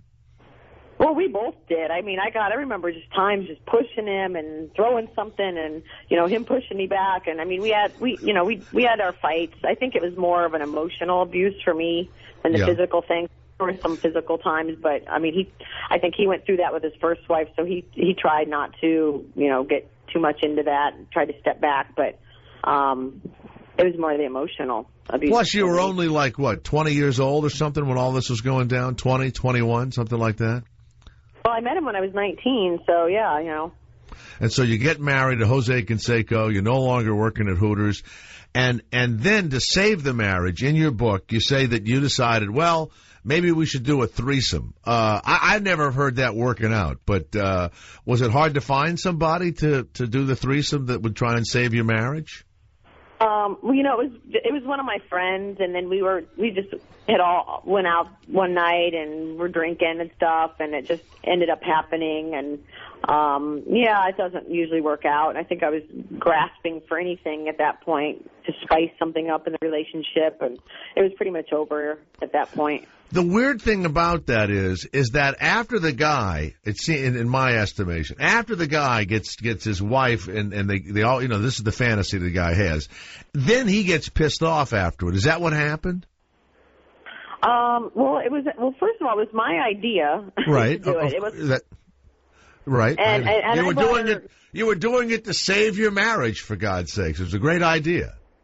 Well, I tried everything. I think I knew the marriage was over, but it was just something else I was just reaching for. I mean, I tried pretty much everything to stay. But yeah, then it just, you know, then it didn't work, you know. I would have stayed with you. I would have stayed with you, and we'd have had the girl move in. We'd have had a great time. I'm a different guy. Holy. Yeah. But you see, you wouldn't have been interested in me. I'm a little guy, come in, I'm sort of balding, I'm short, you know, I'm a little overweight. I mean, you wouldn't have been interested in me. You like that big, tall, handsome baseball player guy, see? Well, I'm sure you probably would have been much better for me than Jose. This is who you're going to end up with. I see it all the time. You're going to end up with a kind of a Nebusha-looking guy. I mean, you have a new boyfriend now? I do. Yeah. No more muscle guys, I hope. Oh, he's gorgeous, actually. Oh, God. Okay. Look, Jessica, please. Oh, no. Oh, he's so different, though. He's not the same type of guy. You know, marry a smart one this time, would you please? You know, no athletes. Yeah, no athletes. All right. Now, Jessica, you got a little girl, and she's, what, 8 or 9 years old now? Yeah, 8. Okay. One of the things we're all concerned, is Jose a good dad to your daughter? You know, he loves her, and he's there for her. He's been, you know, tries to, you know, he's an active father and tries to, you know, be there as much as he can, and he is. But, you know, he's doing the best he can. You know, he's, you know, at least he's there in her life, and they're getting along. Now, how do you feel when she sees Playboy, or one day when she's old enough she reads this book and starts questioning you about the stuff that's in the book with you and her dad? That's going to be a little weird, isn't it? Well, yes, I'm sure eventually she will read the books, and you know, she saw the Playboy. I couldn't hide it from her really, and you know, she kind of was, you know, she's seen me naked before, so it kind of didn't seem like really anything. I didn't make it a big deal, and I don't make it a big deal. So we talk openly, and we're very close. So better that I talk to her first about it than other kids at school, and then they make it a big deal. Well, someone's going to mention it at school before it's over. Has that happened yet? I'm sure. I mean, she just started school this week, and I'm sure people will mention things, and the moms, and, you know, people have different opinions about it, but just as long as we're close and open and talk about things, I think she'll be fine. Well, in Los Angeles, probably half the moms have been in Playboy already also. I mean, so it's better than being in Cleveland, I think. Well, I liked Cleveland, but yeah. I know. People love Cleveland, but I think if you were taking your daughter to school in Cleveland and you had been in Playboy, it's different than in Los Angeles. Oh, yeah. It's more accepted. It's definitely different. Absolutely. The Confessions of a Former Baseball Wife, Jessica Canseco. It's a book that's on sale now. What month is that Playboy? Is that this month that just came out? Is it September? Yeah, it was September issue. It came out already, so I think the new issue is going to be coming out already on Friday. So, got to get it. Well, you're fabulous. You look great. You sound great. You got the new boyfriend. The only thing I remember about Jose Canseco, I don't know, you guys probably weren't married. When they had the earthquake in San Francisco, the Oakland A's had a ball game that night. Do you remember this? Were you weren't? His wife then. He was first wife. one of the reports is that he went into a convenience store and pushed people out of the way in his Oakland A's outfit to get food and stuff to take home. Did anybody ever mention that to you? No, actually, I never even heard that one. I heard he was pumping gas, or he had Esther pump the gas one time, and they made a big deal about that. Yeah. They had heard the earthquake. He's in his Oakland A's outfit. I guess his wife was gassing the car. Then he went in and like pushed people out of the way or something and grabbed chips and stuff, like survival stuff, Oh, my God. Are you... Yeah, that's the truth. And I was working in radio in Los Angeles at the time, and that was a horrifying thing, And I remember thinking, I think this might be a bad guy, I think before you marry somebody, and this new guy too, you got to watch how they react, in a disaster before you marry them, Yeah, there's got to be an earthquake or something first. Yeah, let the house catch on fire. See how they react, in Seinfeld, when George pushed everybody out of the way and saved himself, Yeah, good study show. Yeah. Well, Jessica, thank you very much. You are beautiful. And has it worked out for you getting movie parts or acting jobs? I mean, you don't just take your clothes off for nothing. I mean, this has got to, be valuable to you at some point. There's some opportunities coming. I'm just deciding where I'm going to go from here. Who knows? I want to finish school. I'm in nursing school, so. Oh, my God. I'd love for you to nurse me sometime. That's fabulous. I mean, and you'll be a nurse in Los Angeles? Yeah. Yep. That's a great idea. Exactly. Get your education. If this other thing doesn't work out, you're good and well Playboy is going to call you as soon as you finish that nursing thing. They love, for some reason, guys love the women, the nurses. They love that stuff, the nursing thing. Well, it might be like 10 years. I'm going real slow, but I'll finish one day. All right. Now, you know what? Do you find guys silly? They go crazy over your body and, you're in the magazine and all that. Does men seem silly to you? Sometimes. People have been pretty good and respectful, and it was a really great layout, I think. It was tastefully done in the ballet thing, and so, no, it's been pretty good. People have been pretty great. Whatever happened to the woman that you did the threesome with? Is she still your friend? Because she's mentioned in the book. Was she upset by that? No, I didn't mention her name, though. I know you didn't, but she knows who. Maybe she wanted you to mention her name. Are you guys still friends? Yeah, that's one of my best friends. She's still my good friend, yeah. So only she knows. She can smile and laugh about that. Okay. Jessica Canseco, thank you. Juicy, Confessions of a Former Baseball Wife. You can buy the book. You can see her in Playboy. And thank you very much, and good luck to you. I really mean it. And, just stay away from these guys. I know the new guy's handsome and all, but, I don't trust handsome guys. I never have. Never trusted them. Okay. Well, thank you so much for having me. All right, thank you. Jessica Canseco. Boy, oh, boy. I'll tell you. I was looking at that. What's sad is, and I don't know why we I always have the Playboy. I have 2 or 3 magazines. I don't want the kids to see them. And I have them in the bathroom. And I like Playboy. And, you read the articles and the jokes, and then there's the naked girl in there. And I find that, and I'm sure I can't, get sexual with myself with a still photograph. It's never been, a lot of people can, but it's never been my thing. I need a moving picture, I need, video or, a DVD or something. I need movement, right? But I like to have the Playboy in the bathroom, and I have like a little stand, and I have a golf magazine, and I have Sports Illustrated, and I have, Time or whatever, and I don't want the kids to see the Playboys. I have the Playboy there. And so I was getting ready for the interview, and had my cup of coffee and my, I eat this bread that has like, you eat 7 grain or whatever. Mine has like 48 grains in it. And each grain goes off independently. And, I can't survive without taking, a proper BM prior to the day beginning. It's actually what makes me able to perform. Many days when I haven't had a good BM, if you listen back to these shows, you can go, he didn't have a good BM that day. You can hear it in my performance. But this morning, by the way, it's already happened, and I'm sure this is true of all your lives. But I'm researching this interview. And as you know, naked women and beautiful women and, former Hooters waitresses from Cleveland make me nervous. They just do. and I'm reading about her, and I'm sitting on the toilet, and I open up the fold-out, and I'm looking at it. She's absolutely gorgeous, and she's a dancer. I mean, she's just, an incredible body.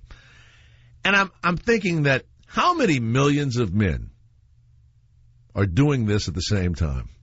It is amazing to me. Forget that it's sexual. You're there at the most relaxed time of the day, in the toilet by yourself. And I think the two most wonderful things are happening. You're having a successful BM, and you're looking at a gorgeous, naked woman's coochie. And I actually sighed by myself in the bathroom, and I said, ain't life great? It's the Jay Thomas Show. Boy, I remember that show. We'll be right back. We have a pretty big show today. We're going to talk about... Call me at 1-888-4102-102. We'll speak about sex. We'll talk about your love life. We'll talk about everything. But for now, here's Jay Thomas. The Jay Thomas Show. I'm in California, and we've got astronauts up above in Discovery, and of course we're on Sirius, which is part of the great Sirius satellite network. And Mrs. Ray Camarda, welcome. Thanks for being with us today. Thanks a lot, Ms. Camarda. You're welcome. I understand your husband is not feeling well. Jack, tell him we hope he feels better. And thank you. Your son Charles is up there, and the entire nation, the whole world is watching. And then this morning I woke up and I saw that little piece of debris. I'm sure that if my son, one of my sons, was in a space shuttle and I saw a speck of dust come out of the space shuttle, I would have been nervous. I mean, do you know any more than we know now about what that piece of debris was, Ms. Well, Camarda? the way they explain it, I got a channel that I can watch everything. It's a NASA channel, and I watch everything on television. I watch them communicate with the satellite and all. And what they explained is that it's happened before, but little pieces of tile and all have fallen off. But maybe it hasn't showed up as much because now they have put so many cameras and so much new stuff to find out what has happened since they had the accident, that maybe we've made a little bit more of it. I know there was a big enough piece. They said it was about 1.5 inches, but it did... Oh, wait a minute. It was only 1.5 inches? Well, according to them, that's all it was. Oh, because, they've blown it up. It looked like a large piece. Oh, but good. according to them, it was only 1.5 inches. Oh. But I guess even 1.5 inches, if it hit hard enough... See, the last time what they said was it damaged the wing. Right. When it hit, and that's what made the trouble. And even though if there was any damage to the spacecraft, with the robotic arm, which Charles and Wendy and the other astronauts have been using on the shuttle to examine this shuttle, to find out if there's anything wrong, they will be able to see it. And that's part of Charles's job, too.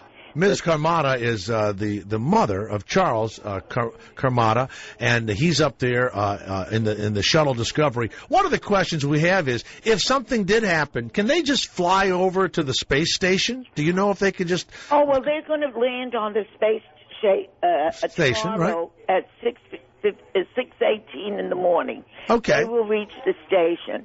And should there be anything wrong with the shuttle that they cannot fix, they will stay there, and there's another group waiting to go up.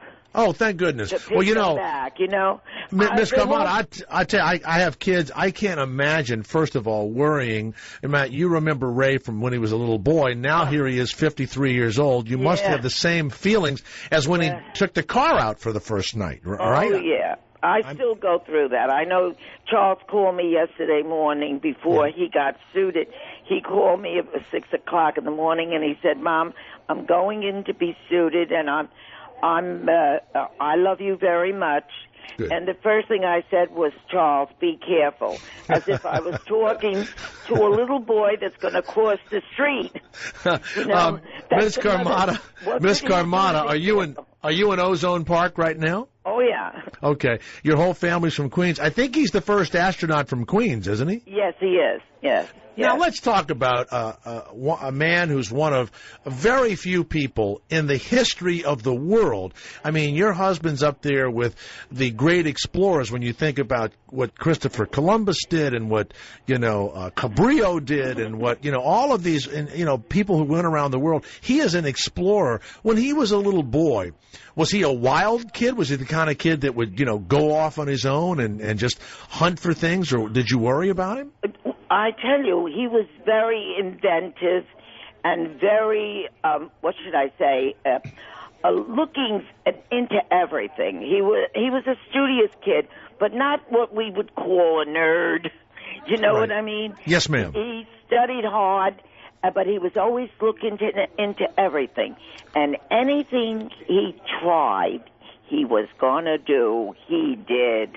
Now, what is his specialty, Charles Camardo? What is he going to do when he's up there?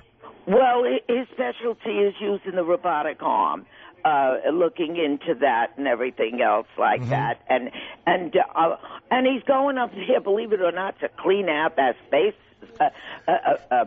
Shuttle. He is gonna. You know what? The Russians are up there. They say that they have empty vodka bottles all over that thing. Have you heard that? Oh, I didn't know. I doubt it.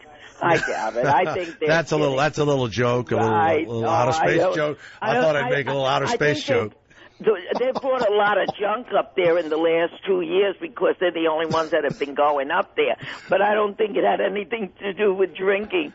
Now he's going to operate this robotic arm. I mean, the only thing I can think on Earth that when he was a young man, did he ever operate like a backhoe or something? I mean, did he drive a tractor? Is he good at that stuff? No, you know what? He was good at making little rockets and fireworks and all. I refused to let him play with fireworks, but he'd get out there at the day after the 4th of July and get together all the duds and put him together and make his own. And so I used to wonder what day the house was going to blow up.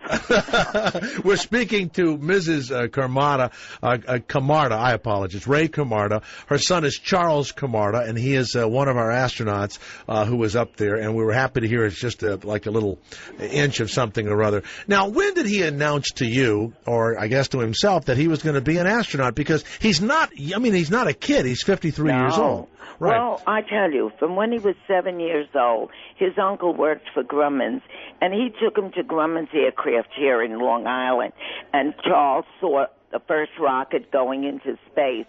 And he came home at that age and said, I'm going to be an astronaut. Wow. And Mommy said, oh, sure, Charles. But then he took aerospace engineering in college, and I kept trying to change his mind, because I knew that it would take him out of New York and bring him to California or some other state that had that. There was nothing really for him to adventure in New York. So I tried and let him be a metallurgical engineer or an electrical engineer, anything but an aerospace engineer. Well, the other thing is don't you have to get in terrific shape? I mean, they're almost in shape like, Lance Armstrong to do what they're doing, right? Yeah, well, you believe it. They are in good shape. He is the type that he didn't drink much, maybe socially, as against smoking, and right. It used to stop me from smoking, too. It stopped you from... Now, do you think before the shuttle went up, he took like a little shot of Chianti or something before he, I don't think that. I think that's the one time he wouldn't do it. He wouldn't do it. He wouldn't do it before he went up. Oh, right. At a party he might be sociable. Right. But he wouldn't do it there. He was body beautiful as far as work his way out. He'd run every day and work out at the gym. So he was in very good shape. When he first went to work for NASA, when he was in his last year, before his last year at college, he was on an internship with NASA in Virginia at Langley. And they called him back if he graduated, and he never came back home. He lived in Virginia. And he applied at that time immediately for the Well, now, astronaut. Miss Camarda, we're talking about 30 years ago. Yeah, that's right. He applied. So now we're talking, Charles is 53 years old. How old are his kids? Well, he's got his own daughter is 18. So he's got grown kids. Yeah, he's and he's 53 got years old. stepdaughter. This is his first time in outer space? Oh, yeah. But So wait a minute. He has waited for 30 years to get to outer space. I mean, I will tell you, most of these guys that you read about are 35 years old, maybe 41 or so. So is it unusual that he's this old and going to outer space? Well, he's been training for 10 years. He's been an astronaut for 10 years down there. They didn't call him right away. For a while there, he thought he wasn't going to be given a chance to go into space. So he was training with the Russians about 2 years ago. He was going to go up with the Russians? Well, he would have gone up with them. He was training with one of his friends, Leroy, his friend, went up with the Russians, and Charles came back. Charles came back when they had the accident to work on finding out what was wrong with the shuttle. And Now, what was he happened. in the armed services? No. Never. He was He's a always civilian. He was always an aerospace engineer. And is he a He's got pilot? doctorate. Can he fly a jet? No, he did want it. He did. When he first went down to work for NASA, he took flying lessons, and he did well. But he had a solo in order to get his license. And that's one thing I wouldn't give him money for, because I always felt if there was an accident, I'd blame myself for letting him get the license. So he'd have been a pilot, but you wouldn't give him money for a solo. Just imagine being afraid of flying, and now he's going into space. He's going into outer space. Hold on. We have Rodney Lee Conover in Chicago. Rodney Lee Conover, if your mother hadn't given you lessons, money for those comedy lessons, you wouldn't have been, a comedian today. So They always ask me, what did I do with the money? That's right. What money? The money Miss your mom Camarda, gave you for a comedy lesson. It sounds like that, your son Charles had a pretty normal life. He's a super smart guy, and now he's in outer space, and he's up there now. And what are your feelings about having your little boy as an astronaut? I don't know. I'm partly numb from it. I just watch him and I think, I don't know. I think he's going to be a cut up there. I'm telling you, they're a wonderful group of astronauts. They're a silly group. I was down there for the flight I thought was going to go up on the 13th. So we met them personally, the other 6, and they're such a nice group. But they said they know that Charles is going to be the cut up, and they're taking him up there. So he's going to probably play some silly games when they're weightless and stuff like that? Yeah. Oh, he's going to be the type to keep them going and on their toes, yes. Now, what about the food? What is his favorite food on Earth? What does he eat on Earth? Well, he grew up, he was such a poor eater. It was peanut butter and jelly. And I really wonder if he brought up any peanut butter and jelly. You know what? I guess they can squeeze it. Do they still feed him by squeezing it out of the tubes? Well, I never watched that, but I know that everything came in vacuum. And at one time, they all ate the same food. But recently, I saw what they do. They have a choice. Every astronaut picks out their menu. Right. And they're given a box, and in there is like his meals for a certain day, what he's going to get. Do they have like a little apple in there and some cookies like what you get in the airplane? No, I don't think so. I think everything is dehydrated and all. I really never asked. The most important question to me was, when you brush your teeth, where do you spit? Isn't that terrible? No, it's perfect because now did he answer you? Has he told you where does he spit? I don't even know if he ever finished it, because he would just say, "Oh, Mom." Now, what about when they go? We're talking to Ray Camarda. Her son Charles is one of our astronauts who's up in Discovery right now. What when they go to the bathroom, do they get to get out of the suit, or it goes right in the suit? No, I think they get out of the suit, because if you watch them, I watch them when they're in space.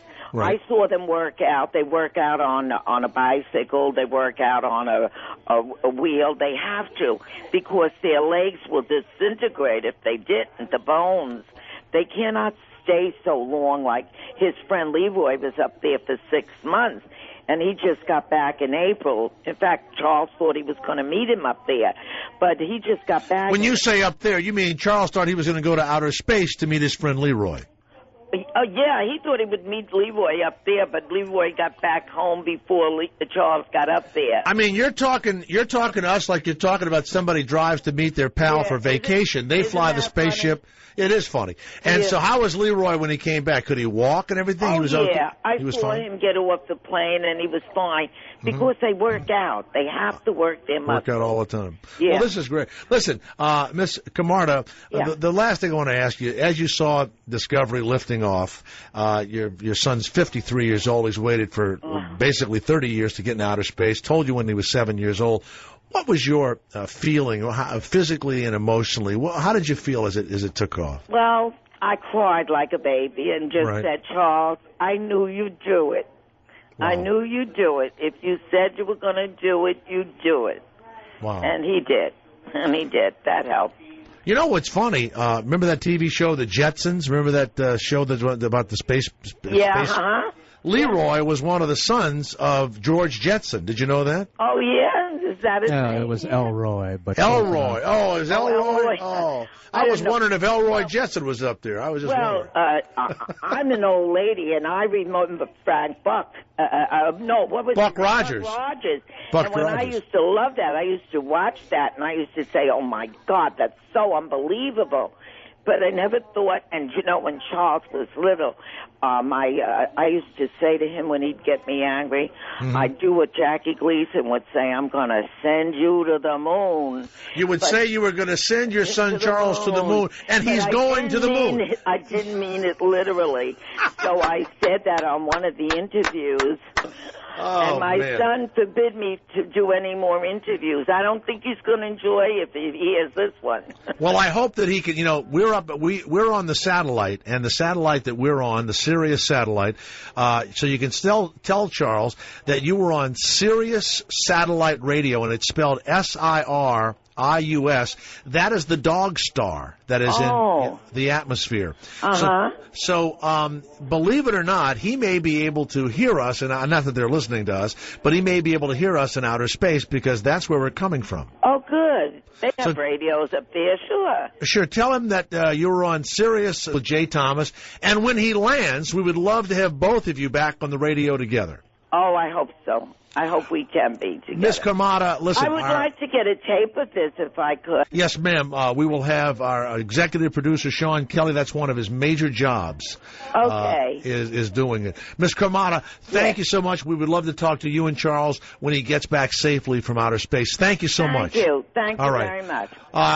Put her on hold and get her a tape of this. It's the Jay Thomas Show from all over the United States, Canada, Mexico, and, of course, outer space.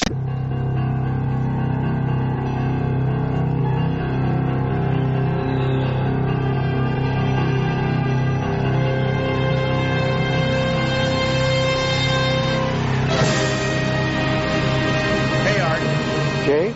Yes, sir. It's funny. You might want to talk about, we talked about your house being in people or whatever. I think one of his houses was, he builds his own. He built his own guest house. He's really into that whole thing, just like you. But, I mean, he does it himself. Well, he did it himself, but, I mean, I think he's into, building houses and all that and designing. I just point and tell people well, to go. Whatever. You might want to bring it up. He's a great guy. He's excited to talk to you. Good. I'll put him right through. All right. John Ratzenberger. Jay Thomas. This is Jay. Hey, John. Jay Thomas, how are you? It's you know what? John and I worked, of course, on Cheers together. I was only there for a minute or two. When the Zamboni machine got you. It makes me smile just to think about sitting around the lunch table with you guys. And you were always really kind to me. It's great to have you on the show here at Sirius. Thanks for being on here. Yeah, not at all, Jay. It's great talking to you again. I think the last time I saw you we did a fundraiser up in Alaska. That's right. Dog sled races, yeah. That's exactly right. When the dogs were shitting as we're in the races, the shit was just flying out of the dogs' asses. And I thought, this is maybe the worst event I've ever seen in my life. I think they gave you those dogs on purpose, Jay. They gave you the dogs that couldn't hold their mud, Yeah, the dogs I had, they all had diapers on.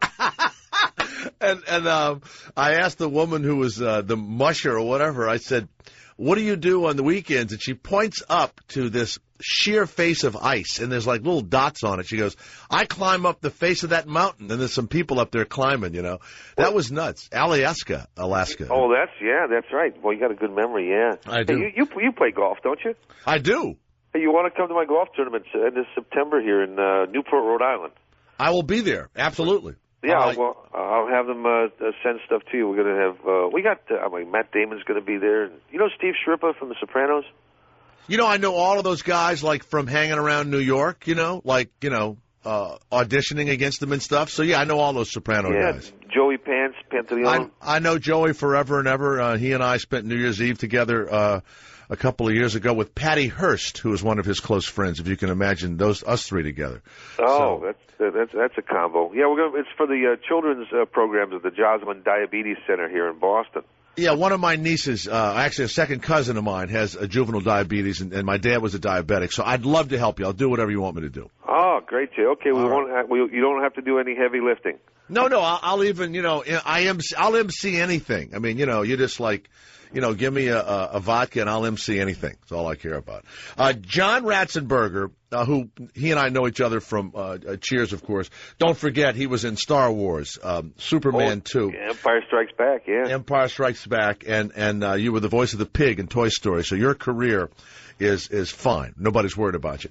And you're on the Travel Channel, and I was watching it. We were talking about it a few minutes ago. It's made in America, and so you go around the country and just talk about stuff that's made in America. And the funniest one was the one where, and we just ran it a few minutes ago, was where you were talking to the guy who was testing Gatorade on the bicycle. Yeah. And I got to tell you, he really looked bored with what you were saying. I don't know if he was acting or not, but well, yeah, he was acting because it's something I came up with. That's the fun part of doing this show. I just come up with this stuff as we walk through the factories, and then I'll go over and say to the director, "Okay, let's do this and let's do that." So I saw this guy on the bicycle, and I thought it would be funny just to bore him to death. Oh, it was great. And you've been doing that for, what, 3 years now? We're going into our third season now, yeah. Its third season starts on TV on December 6th. But, yeah, no, we've been out filming already. Last month you would have loved this. Was it Caterpillar factory with the big bulldozers? Yeah. And I got to drive these Caterpillar bulldozers around. I mean, these things are giant. You know, just the blades on them are the size of a garage. But at the end of it, the president of the company gives me a key that'll start any Caterpillar piece of equipment on Earth. So anywhere in the world you go, yes, you can get in a Caterpillar and start it. Yeah. Remember when you were a kid, we'd always go to a construction site and somebody would want to start the machinery. Remember that? Yeah. So now you can actually climb on it. Have you tested it? Have you tried to start something? I haven't climbed over any chain link fences yet, but that may be down the line. Who knows? Listen, we'll go to Newport and we'll do it. we'll reconstruct the Newport Country Club's fairways. Yeah, John. One of the things that we've all talked about on this show, and I have all kind of folks come on, is the greatest thing about Cheers was that you were on Cheers forever, and the worst thing about it is it typecast people so much. I mean, what do you, like I have Shatner come on all the time, and he embraced, Star Wars. I mean, not Star Wars, but Star Trek and all that. Uh-huh. It is difficult, though. I mean, I'm lucky because to be honest with you, I would always get canned before anything really happened. But for you, it's like, I mean, I know you went to England. I remember reading that you'd gone back to England, and I mean, you're a classically trained actor. Where were you raised? I was in England before Cheers. Yeah, where were you raised, by the way, John? I was Bridgeport, Connecticut, a factory town here in New England. And you have kids? You have kids? I have two, yeah. I have an 18-year-old and a 16-year-old. He's going off to college, the 18-year-old, and I got 2 more years. My daughter's going to graduate high school, and then hopefully she's going to be going to school outside of L.A., and then I'll move somewhere else. Well, they're like my kids. They sort of remember me on TV and with Cheers and all that stuff. What you and your daughter and I mean, you guys walk around. Everybody's always yelling, "Cliff!" You must want to punch people out when they yell that to you. No, you know what? It's just really drunks and a lot of times newspaper reporters that'll say, "Hey, Cliff," And but most people, because of all this Pixar stuff I've done, right? And I think people know how to separate. But the odd thing, the irony, is that it's the people in Hollywood that actually think that you're the character that. Oh God! With the people that should recognize that you're an actor and it was a part. Yes, I know. I don't go around talking like this all day. Well, it is odd. I mean, have you been, I guess, with your kids being recognized, has it ever bothered you? Has it ever, bothered you and your daughter or anybody ever done it? Actually, you know what? It's a funny story. I don't know how much time we have here. No, as much time as you want. Oh, a couple of months ago, maybe 3 months ago, I was in Boston doing some work, and a publicist friend of mine, Diane McNamara, she said, "Well, why don't we go into the Cheers bar?" I said, you know what? I can't go in there. I said, I'm going to be, swamped and blah blah blah. So she talked me into it, and sort of in a professional way. So she talked me in there, and sure enough, for 4 or 5 hours, I'm deluged. I can't get out of the place. So cut to about a month later, I'm taking my daughter and a friend of hers. We're going to Martha's Vineyard for a week and hang out. So we're in Boston, layover, and she says, "Dad, let's go to the Cheers bar." And she's 16 years old, and I said, "Honey, I can't." And I told her the story about how we last time, 4 or 5 hours, this and that, and. But I thought, heck, it's my daughter. I want to show her what a big shot her dad is or was or whatever. And so we go in there. Not a person recognized me. And she looks at me, and she said, "Dad, take your hat off." So I took my hat off, and Jay, I tell you, it was like sagebrush was blowing through the place. I stopped short of taking food off people's plates just so they'd recognize me. And it was funny. And I said to her, "Honest, honey, last time I came in here, they wouldn't leave me alone." I remember that Johnny Carson went on a 2-week vacation, and I'll never forget it. And he went to Paris. And he said after about 4 or 5 days, he had gone there not to be bothered. He said after 4 or 5 days, he goes, "I was going, somebody recognize me, please," John Ratzenberger is our special guest, and John raises money for juvenile diabetes. Next time you get the little letter in the mail, give it and think of John Ratzenberger. Made in America is on the Travel Channel, and he starts that, and you go around the United States. And now when you do this, when you go into these places, and, I mean, everybody's excited to see you. It is amazing now with reality television that almost anybody knows how to deal with being on camera. And when I'm watching your show, it's like America now knows how to, not act, but they know how to be on television, right? Yeah, they also know the shorthand. Right. When you're giving camera instructions or instructions to like your actors, they know it, they get it. It's like they all went to acting school. It is. I sometimes go in the street like for CNN, or I'll do something for The View or whatever, and they know exactly what to do. And it amazes me how we've, when you watch reality television too, and you have not really a reality show, it's reality, but it is amazing that the thing that you and I did and that made our whole lives sort of almost doesn't exist anymore, the sitcom. No, it doesn't. But there's, I don't know what theories you go by, but I always go by the theory that it's because a lot of the sitcoms now insult the audience. I agree. Yeah, they don't uplift anyone. You don't have to reach now. Now when you watch a sitcom, you see the joke coming 8 miles away. You know what's going to happen. Well, you and I have both done the TV movies, and when I was working for Lifetime, they said to me, in the first 5 minutes, we want everybody to know who the characters are, and we want them to know what's going to happen in the first 5 minutes. No guessing. Why? They just want you to know that it's a drama. It's about the husband and wife, and you can sort of figure out what's going to happen. They want them to be comfortable after the first 5 minutes that they sort of know what's going to happen for the next 2 hours. I remember even on Cheers, every now and then someone say, "Well, I don't think the audience will get this joke," and my response was always, "Well, do you get it?" "Well, yeah." "Do I get it?" "Yeah." And the cameraman, "Do you get it?" "Yeah." Well, are we smarter than anybody else in the country? I don't think so. I remember being on Cheers with you, and the set was deserted, and a guy comes down and he says, "Jay Thomas, I just want to say to you that out of all the people that we ever have guest star on this show, you are the best." And I go, "Oh, thank you." And I say, "What are you doing?" He goes, "I'm the sound guy, and I can hear everything you say." And you speak so well. He said, "You speak so well," and I thought, Okay, I'll take that, you know. Hey, John, thanks a lot. This is fun. I'll get whatever information. Art Sears, who booked you for this and who works for us here at Sirius, give him the information. I would love to come, and I will help juvenile diabetes or whatever. And we do watch Made in America, and good luck, and fuck them in Hollywood. They just need to figure out, you know, how to get over all that stuff, you know. No, you know, as long as my kids know who I am, that's the only thing that's important. Well, yeah, that Cheers bar thing worked out for you. That really worked out well. You know, I said to somebody the other day, they said, well, you know, being typecast, is it a bother? I said, you know what? I said, I started off my career in London. I lived in an abandoned building for 2 years, and now my kids go to private school. Right. I said, it wasn't that bad. You know, typecast or no typecast. I mean, life is pretty good. It is great. John, thanks a lot. And Made in America, it runs on the Travel Channel. Is it a specific night or date you want? Tuesday nights, 9 o'clock. Tuesday nights at 9 o'clock, John Ratzenberger, and I will see you September whatever in Newport. Yeah, right? 25th. Great, Jay. No, I can't wait to do it. It'll be fun. Oh, here we go. Did I tell you we're having a sailing regatta, too? We got 10 America's Cup boats. I'll do it all. All. Yeah. Are you a sailor? You like going out to sea and all that? I'm a motorboater. I'm a stink pot. In fact, I have a boat that sinks all the time. I have a 22-year-old Grady White, and it sinks all the time. And where do you keep it? I keep it. I'm in Santa Barbara, and I keep it in the harbor, and I take it out, and I don't know what the problem is. The bilge fills with water, and as soon as I go out with a bunch of people and we get relaxed, the friggin' thing starts to sink, and so I have to run it real fast to get the water out of the bilge.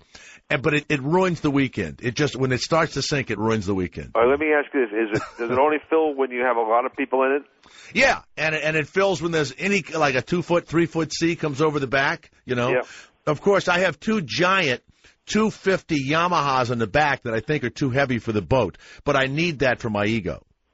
Yeah, you know what? Actually, they're 2-stroke or 4-stroke? They're 2-stroke. Yeah, I got a Honda 90 4-stroke on mine. Yeah. I'll go. I got a fishing boat I keep here in Connecticut. It'll do 30 knots easily. No, mine does. I do 30, 35 knots, and we go out to the Channel Islands all the time. And the damn thing just, you know, in fact, we're working on it like this weekend. It just fills with water. We caulk it. We do everything. It, you know, I don't know. It just sinks. Is it the through-hole stuff? Maybe you've got something you got to be replaced at one of the. Oh, I'm sure. I'm sure something needs to be replaced. I'm sure it does. How about replacing the boat? I'm thinking about that. You know what? My brother sold it to me. Does that tell you anything? Oh, yeah. You can't really get mad at him. No, oh, sure you can. Sure you can. My brother, I also co-signed a truck for him. He never made another payment again as soon as I co-signed. So that's where I'm at. Do you know where to find him now, or is he? Oh, yeah. No. He's easy to find. And he goes, you didn't get that check? I don't know why the boat's sinking. You know, he's one of those. You know, so, by the way, you know, are your mom and dad still alive? Or my mom is, yeah, she's down in Florida, of all places. You know, I remember when I first got on TV that my mother actually had as much fun as I had when I was on television. How would your mom tell people that her son was a big TV star? Oh, to this day, you know, I'll go visit her, you know, and all I really want to do is visit with her. I just. You know, be quiet in the house and visit, have something to eat, blah, blah, blah. As soon as I get down there, ding dong, oh, Mom, somebody's here. Oh, yeah, I called so-and-so. They want to come over and see you. That's right. I said, who's so-and-so? Oh, you haven't met them. So she just has people come from the neighborhood to stare at me. Oh, it is the truth. I mean, because I live in New Orleans some of the time, and when I go home, I will go to some neighborhood, and the next thing you know, there's like a block party, you know. And what I like is when they have to explain who I am. They go, well, I don't recognize him. Well, and then before it's over, the guy that doesn't recognize you, he's bragging that he knows you before it's over, you know. But now, when you did... Huh? Yeah, go ahead. Now that I'm a single guy these last couple of years, now she set me up with like her hairdresser, my mother. When I go to Florida, I mean, there'll be some single woman that this is my hairdresser, and her name is Olga. You know, has your mother gotten you laid yet, John? Well, let's see. Nah. Hadn't happened yet. Nah. By the way, when you were doing the Cliff voice, who were you in your life imitating? Most times, if I have to imitate somebody, it's somebody I sort of knew or a guy. Who was it? Who was it? It was a guy. It was a father of a friend of mine who I grew up with in Bridgeport, Connecticut. He was an official kind of guy, and always had keys hanging from his belt. And he would always be giving you chapter and verse about what laws you're transgressing, or be careful. And when you cross the street, look both ways before crossing. Look right, look left again, and look right again. Now you'll proceed across the street in a cautious fashion. And even as kids, we would crack up with the way this guy talked. Did you audition with that voice, or did you audition with your regular voice? No, I auditioned with that voice. Now, did you go against hundreds of guys to get that part? Well, no, I created the part.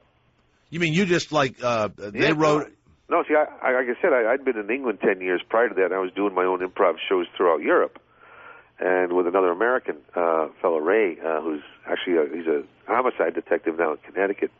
That's why I'm loath to give out his last name until I get his permission. That's okay. I don't want people making fun of him in the police house there. But no, I went in to audition for another part, and I had actually never auditioned up until that point because I didn't go to acting school. And all the shows I did in Europe, I always got hired for the films off because people knew me over there. And so it was a horrible audition, and I was walking out the door, actually on my way out the door, and I turned around and said, "Do you have a bar know-it-all?" And again, it was Glenn Charles.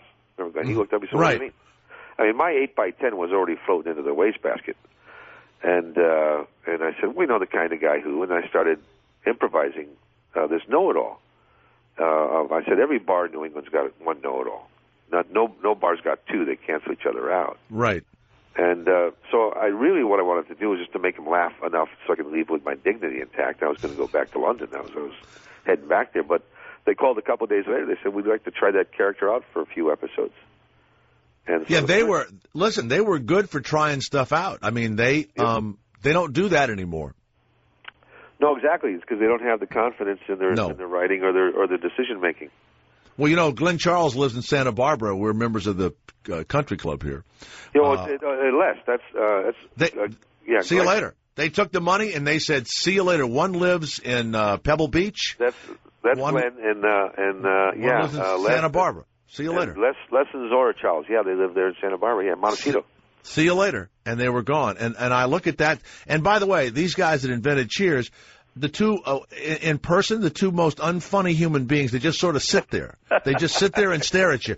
And people go, "What are these two guys?" I said, "These two guys, wrote and produced Cheers." And one guy the other day said, "Well, he's not funny." I go, "Well, not sitting here, he's not." But he's sitting on a. He doesn't have to audition anymore. No, it's over. It's over. Yeah. So it's now when you go to audition now, you have to go in and audition like we all do, and you walk in. They start all the crap about it and all, but it's like it's just a part at some point will put people past this crap, right?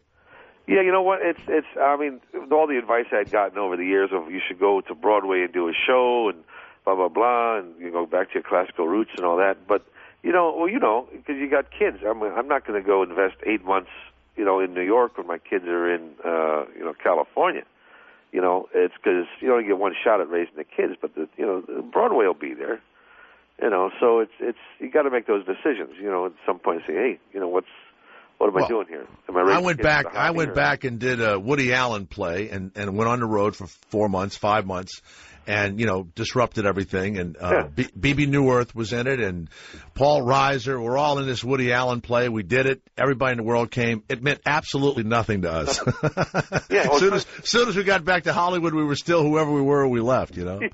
So it made no difference, So, there's a guy from, Murphy Brown at Cheers or whatever. There he is. Hey, listen, John, I can't wait to see you. Always fun. It immediately brings back the fun that we had. You guys were great, and it was a great set. And what I remember is Woody would have a woman or something in the dressing room, and all the dressing room's tops were open.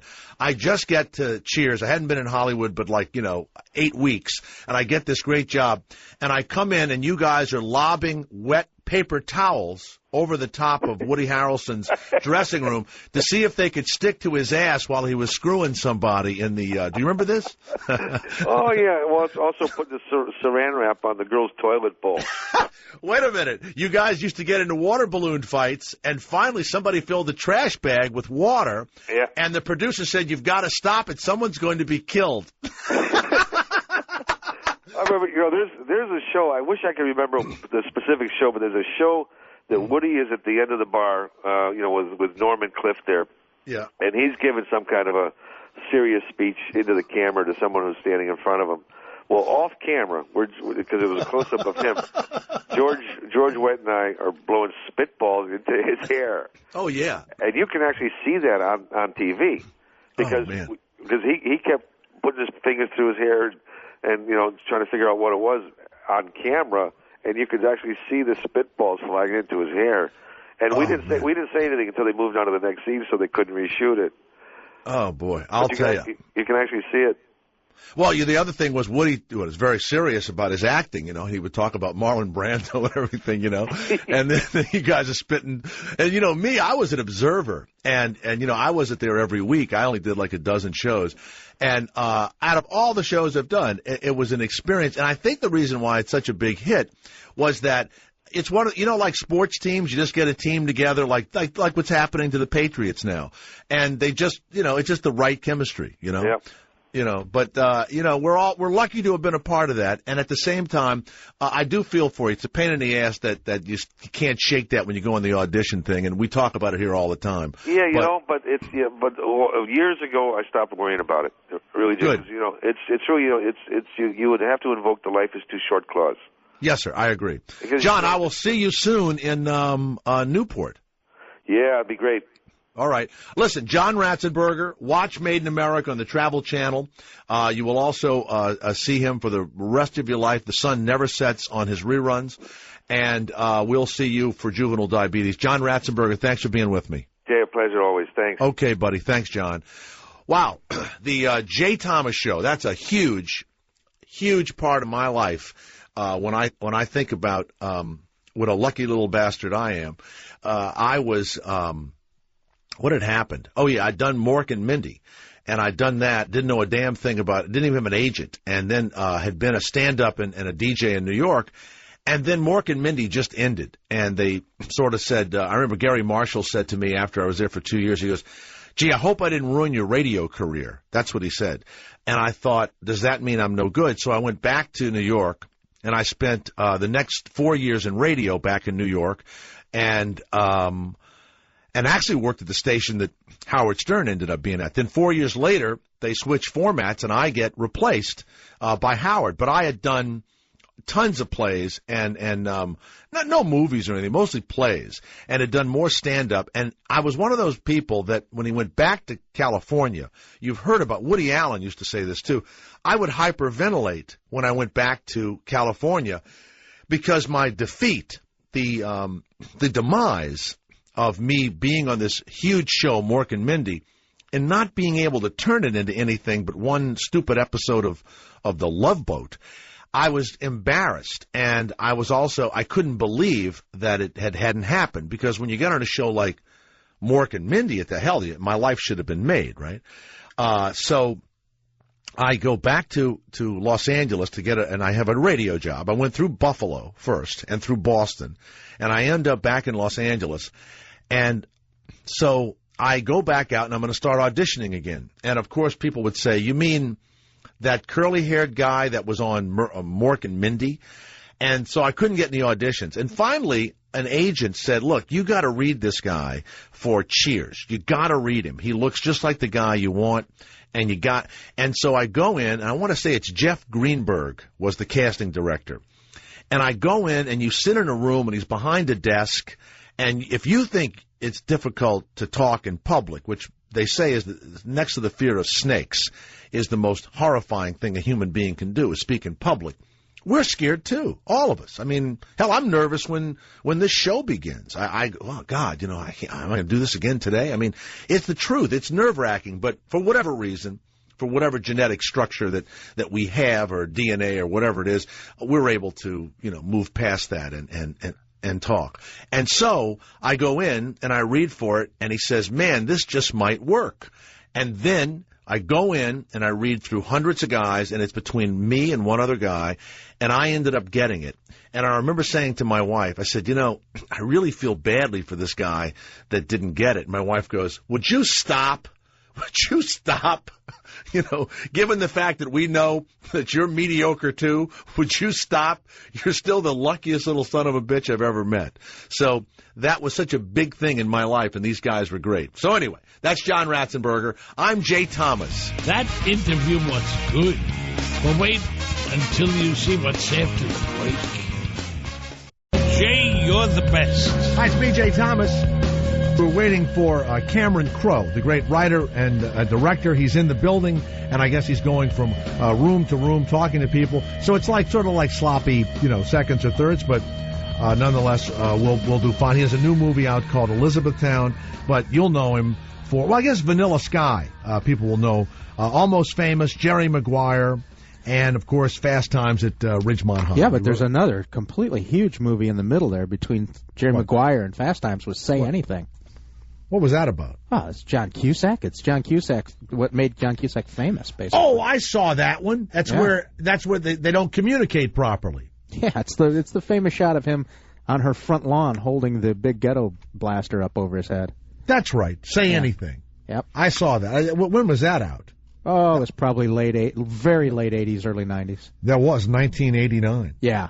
That's a long time. I don't remember. Right. I have some dead brain cells. Well, that was after his follow-up to Fast Times, which, of course, was the classic of all time. To me, Fast Times at Ridgemont High, and Kevin Kline's wife, what's her Kate? What's her name? Her dad. Phoebe Cates. Phoebe. Oh my God. Yeah, and when Judge Reinhold is whacking off to her, coming out. God. Yeah, there's movies that define an entire decade, and that really. Yeah. There were so many movies made in the 80s that are trying to rip off the style and tone of Fast Times. It's like, it's like Rocky of the 70s. The million Rockies were made after that. The same thing with Fast Times. Very seminal and defining movie of the decade. Did you ever work at a fast food restaurant in your life? No, I've never. But I've eaten a lot of fast food. So. I worked at a Dairy Queen at one time. You did? I did. Those little, what are those called when they put the dilly bars? You make dilly bars? I did it all. Oh, man. I can't imagine someone with your temperament actually being able to work it up. I didn't last long. Yeah. It was in Panama. No, it was in Jacksonville, Florida. And there was a Dairy Queen down there, and I wasn't making much money. And I was going to college, and I was also working as a disc jockey. Stick that dilly bar up your ass, sir. But I was the burger guy. I made the Brazier burger, whatever that is. Yeah, Brazier burgers, we used to call them. Brazier burger. And I had to wear the hat. And it drove me nuts to have to wear the hat. But, of course, I guess it was to keep the hair out of the food. But it had, it had Dairy Queen on it. And I had to wear the apron and all. And in that movie, Fast Times at Ridgemont High, when Judge Reinhold had to wear the chicken outfit. Yeah. Oh, my God. A pirate outfit to deliver the chicken, right? Was it and he delivered it to the girl's house that he really liked, right? Yeah. Oh, man. Every time I see these poor bastards delivering stuff, or people that have to wear a costume at a fast food restaurant, I feel sorry. A hot dog on a stick. Yeah, that's right. Cameron Crowe, are you there? I am, Jay. How you doing? I'm good, man. And is your wife, Nancy Wilson, there? I am here. How are you? It's a pleasure to have you. I'm Jay Thomas. Ronnie Lee Conover is in Chicago. And it's great to have you here. What we've been talking about, Cameron, first of all, can I get the plug out of the way? Because you're not here for your health, I'm sure. The movie is Elizabethtown. Right? It is indeed. Elizabethtown with Orlando Bloom and Kirsten Dunst. Couldn't you find anybody less popular to put in these movies? I tried. You're right. I tried. What is Elizabethtown about? Because you're always writing, realistic stuff. Did you write the script for Elizabethtown? I did. It's the tale of a man who loses his soul and his world and gains everything back by being kind of a warrior for optimism. And it's a comedy. Well, How did that happen?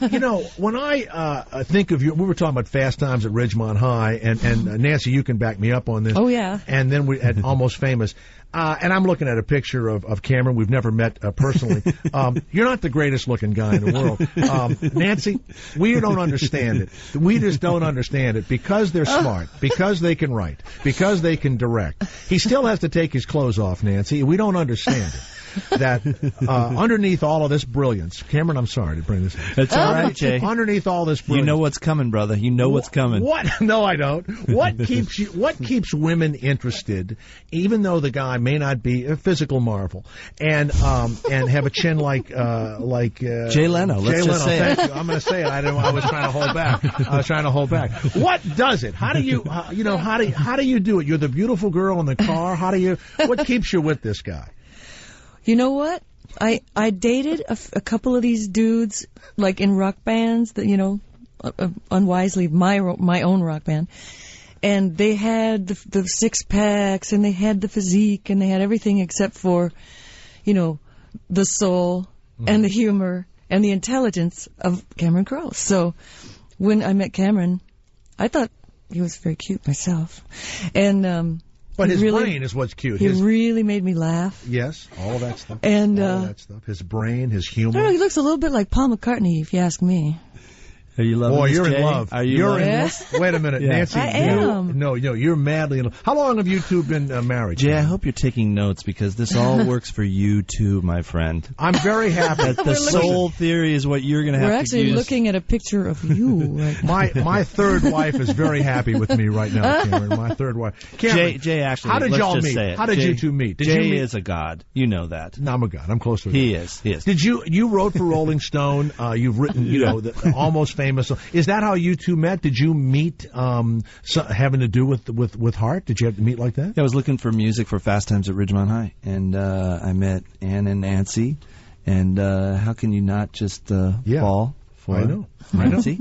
I know. And though Ann is quite the babe, and was, and still is, of course. She wasn't interested in you. She wasn't. No, couldn't get her to look at me, Jay. I went with Nancy. So No. you write and you direct. One of the hardest things that I think, and I don't know if you know this or not, but I've had a taste of show business myself. You have. You have. And I've written many failures and tried to direct. How in the hell do they let you direct when in Hollywood, writers, my writer friends, are the bitterest individuals. They're close to suicide on a daily basis. Yep. They hate taking notes. How do you get them to let you direct something? Was it something that you financed yourself? Or, how does it work? That's a great question and so true. So true. Writers are the most bitter, twisted people, and they do not root for you, even their friend. No, they want you to fail. But it's what's funny is I have been able to write scripts that I think have gotten casts that a studio can trust and believe that people might want to come see. And then there have been enough movies that people supported where they think, you know what, this is the guy who's done Fast Times or Jerry Maguire. Let's bet on him. So I've been lucky that way. But the first one, that had to be. The first one was I was the cheapest guy available, right? And I had written the book of Fast Times at Ridgemont High, and they were kind of interested to make it as a really, really low budget movie, and they thought, well, let's get the guy that wrote the book; he'll do it for nothing, and I did. So there's a lot of luck involved. A lot of luck. Sean Penn walked in the door and just said, "I'm going to play this stoner character." Nobody had ever seen him before. They basically dumped the movie. But as soon as people started seeing it, they flipped out for Sean Penn and started showing up in droves. And that's what happened. Cameron Crowe is with brother. us. Writer, director, Elizabethtown with Orlando Bloom and Kirsten Dunst. Also, his wife, Nancy Wilson. Nancy, Hart is still, going strong? Are you guys out doing stuff together, or what's happening? Well, we've been doing a lot of summer tours the last 3 years. Made an album last year called Jupiter's Darling on the Sovereign label. Mm-hmm. But since we've been working on Elizabethtown, I've been working on the score music for that. So I usually take a break from the rock thing and work on the movie thing. Ever since Jerry Maguire, actually, I've been doing the score music for Cameron's films. And that's a lot easier than being out on the road and in a sweaty, auditorium and all that stuff. Yeah, it's a different kind of hard work, but you get to stay around home, which is a big, big bonus. Yeah. Something you would know about. Now, Cameron, you wrote for Rolling Stone, and we all, know this, and then you did Fast Times, and you've done Almost Famous, and people always have to say, how much of all this is true? And what is your answer to something like that? Because everything people write is usually somewhat autobiographical. Is there a percentage, or do you sometimes, that's exactly what it is? Some more personal than others. Almost Famous, kind of pretty true to life story about what it was to be a journalist in the early 70s and chasing around your rock heroes, and that was good. Elizabethtown is probably a little more fictional than that, but it's really like the personal stuff that I think a lot of people respond to the most, even going back to Fast Times, you know. The very embarrassing scene with Phoebe Cates out by the swimming pool. It's stuff like that where you think, oh my God, you think, I got to tell you, I got to take this out of the movie. Yeah. We can't actually film. Oh, we filmed it. Oh, now we can't show it. Oh wait, we actually showed it, and then that's the thing that people talk about 20 years later. Oh, absolutely. It's wild. It's still in my flip cards, by the way. The special flip cards. All right. Cameron Crowe and Nancy Wilson are with us. It's the Jay Thomas Show. Ooh, more of the same. Right after the break, I'm giddy. Jay Thomas. That guy cuts me up. Cameron Crowe and Nancy Wilson are our special guests. The movie is Elizabethtown with Orlando Bloom and Kirsten Dunst. And it's also you have Susan Sarandon in it. Gee, that's must be a rough day. Alec Baldwin. God. Okay. Good. Not quite good. as pretty, but sexy. Jennifer Beal. And Jessica Biel. I mean, Jessica, sorry. You sound like me now. I never know anybody's name either, so don't feel bad. When I think about great lines in movies, and I think about Jerry Maguire, when she said, "You had me at hello," which, of course, you hear people say all the time. They'll say, "Well, you had me at asshole." They'll make a joke about it. Did you write that line? Is that your line? I wrote "You had me at asshole." It's true. And but you know what I mean? Changed it to "You had me at hello." And Jay, I like it better the other way. But did you write "You had me at hello"? I did. Okay. When you wrote that, did you know that? Did you jump up and down and go, "Man, oh man, that's just"? Or Nancy, when he read it to you, did you go, "That's a good one"? It sounds like somebody else might have said it some other time in your life, or did it just come to you? Did you know it was going to be a great line? Yes, I knew it would be a great line because it sort of culminates, their love story, and it really needed a punchy last, a button of a great memorable line there, and knowing Cameron's process, I knew he would come up with something like that. Well, I thought that the scene was Tom Cruise was going to go on and on about "I love you" and "you complete me," and he would have jumped on the couch eventually. He would have. He would have gotten on the couch eventually. I think. Thought like at some point this might get to be kind of gooey and romantic, and then like God help what us. would be the coolest thing that the girl could say? Shut up. Shut up. And so everything after "shut up" was gravy, because I just wanted the Dorothy character to just tell him to knock it off. And then so "You Have Me at Hello" kind of came, but I never thought that would be classic or anything. It's a classic line. Rodney Lee Conover is in Chicago, Illinois. What questions do you have for Cameron Crowe and Nancy Wilson, Rodney? Is he there? Where is he? Hey, Rodney. He should be. What happened? Ronnie? All right. By the way, what's the deal with Eric Stoltz always doing cameos in your movies? We broke the streak, Jay. It's terrible. He wouldn't take the part in Almost Famous because it was too small. But we're back in communication. We're going to keep the streak alive now. We're going to bring him back. Too small. Yeah, it was playing David Bowie, and it was basically a powerful cameo in an elevator. Running through the lobby. And he's a really good actor. I think he thought, you know what, maybe if I moved around and spoke a little bit, it might be more the size you could have written him looking for. Another 2 lines, couldn't you, or something? Yeah, well, now to hear you say it, I know. Well, you're trust right, me, Jay. I could show you 8 or 10 films of mine. Apparently, nothing is too small. Also, was Brad Pitt supposed to be in Almost Famous? Was he? He was. We worked on the part for a while, and he was really funny in it. And I think ultimately he just thought this isn't my part for all time. Really? Yeah, and it went to Billy Crudup, who was the right guy. Yeah, it happens. I There's know. always like a cast that almost happens, and then the right cast that happens. I think that it's was hard you to in, believe. Titanic, right? Yes, that was going to exactly be you right. and Kate Winslet. Sure was. It was going to be me. Except I was going to die like immediately as soon as the You know, actually, I'll tell you, the only part I ever turned down was in the second speed. I was going to play a guy trapped in his stateroom with my pants around my ankles. Nice. Unable to get out of it. And I said, you know what? I've embarrassed myself enough. I'm not going to do it. Cameron, thank you very much. Cameron Crowe, Nancy Wilson, of course, from Heart, and now working together. You got twin boys. You've been married almost, 20 years, right? Yep. How are the boys? You got twin boys? Is that it? Almost 6-year-old boys. Right. And they are speaking Spanish and a little French on the side. They're really... Those nannies, huh? Those nannies are right. That's right. All right. Cameron, thank you. And thank you so much, Nancy. The movie is Elizabethtown, Orlando Bloom, Friday. Kirsten Dunst, Friday. Thanks for being with us. It's really wonderful. Thank you. Thanks, man. You. Take care. Okay, Bye-bye. There you go. Thanks a lot. Wow. Cameron Crowe, Nancy Wilson. Boy, were they normal, huh? Unbelievable. It's the Jay Thomas Show at Jay, they're still here. I know, but okay. I'm being polite. Oh, okay. As soon as they leave, I'll say the things I really feel. You know, so they still there? They're right. Jay, thank you. Hey, thank you. It was wonderful meeting you. Thank you. You too. Terrific. Thanks, Thank man. you. All right. See ya. Thanks. Bye. Thank you. Thank you. Lou, you can turn up Rodney's microphone anytime you want to, if he's there. You know, Can you hear me? Yeah, I can hear you now. Hey, he wrote the liner notes to the greatest album of all time, Frampton Comes Alive. Actually, it was Jay, Rodney, he's still here if you'd like to talk to Cameron. Oh, yeah. Come back. You know what? We don't know how much time you have, Cameron.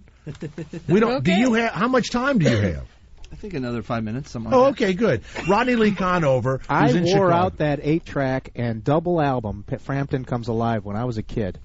And I found out you wrote the liner notes on that. That is so cool. I can't tell you how cool. Hey, how come you always have Eric Stoltz in every movie? We were talking about that. What is the deal on that? No, I asked him that question. You couldn't hear it. And he said Eric wouldn't take the part. It was too small. And I said, call either Rodney Lee Conover or Jay Thomas at any time. Frontal nudity will do also. He's kind of the Peter Frampton of actors, you know, so we have to find a place for him. For you, How do you Rodney? explain that Peter Frampton has this incredible album and then nothing happens for him after that? How do you explain that? I don't know. It's the winds of change, as he called one of his albums. Frankly, it's just or the winds of corporate greed. But you know what? Now he tours. He's one of those guys that tours every summer, and he packs out auditoriums, and he's happy, and people are happy coming to see him. So a lot of people that flamed out at that time are gone now. Now, in Almost Famous, who was that group? I mean, there was a real group that you were following. Yeah, it was Lynyrd Skynyrd and a little bit the Eagles and a little bit Neil Young. Billy Crudup was playing that kind of a character. Kind of Zeppelin. And a little bit of Zeppelin. Wow. Man, oh man, I got to tell you, that sounds exhausting that you followed all those. I mean, my God. It was amazing. It was an amazing time. We had to go to I hope you London. wore a condom during those years, because I'm nervous for you now. I was a little mascot. Believe me, they were like, "Oh, look at that little puppy dog in the corner. How do we get to Jimmy Page?" That was sort of how it was. They push you out of the way. Like, how fast can they push you to the ground to get to Robert Plant? That was sort of my life then. Is it much more corporate now? I mean, you Yes. wrote about rock and roll when it was rock and roll, and now the record business is. My son's a singer songwriter, and all they talk about is how difficult. He's got a song out called "Party Like a Rock Star." His name is JT. Cool. And it's a hit. It's out there and it's playing. Great. But they talk about how difficult it is because you can buy just one cut for 99 cents on the internet. Yeah. Is that killing the record business? What do you think? Well, it's certainly not helping. I mean, I think because everything's more disposable and there's less identification to like who the artists are anymore. Right. It's just a random, collection of songs, a song here, a song there. And so a lot of the people that, that are in their teens now, they're kind of like, what happened to our rock bands? You guys had bands that hung around for a while. You had bands that you'd go through years of, knowing them and get all their albums. Now it's just, kind of instant, short attention span theater kind of marketing. Well, no, my kids download off the internet and they load up the iPod, but they only download the cuts that they like. Yeah. the 2 or 3 cuts. Yeah. But you know what's cool is Somebody you actually ought to make a really good album again. Yeah, well, I know. Or you put a bunch of music in a movie where you know people have got to sit there for a couple hours, and you can play stuff and have it be an experience like we try and do with our movies. The new My Morning Jacket is one of those albums. It's called Z. That's a great record. And it really feels like one of those great albums from, our era. You know, I do. Every time I go to a movie that I like, I sit for a long time after it's over to see how I can buy, the soundtrack, right? Or download it or whatever. But most people, except, in Hollywood and New York, get up and they leave the movie as soon as the movie is over. So I think maybe during the movie, you might need some ads. You had me at cut 1.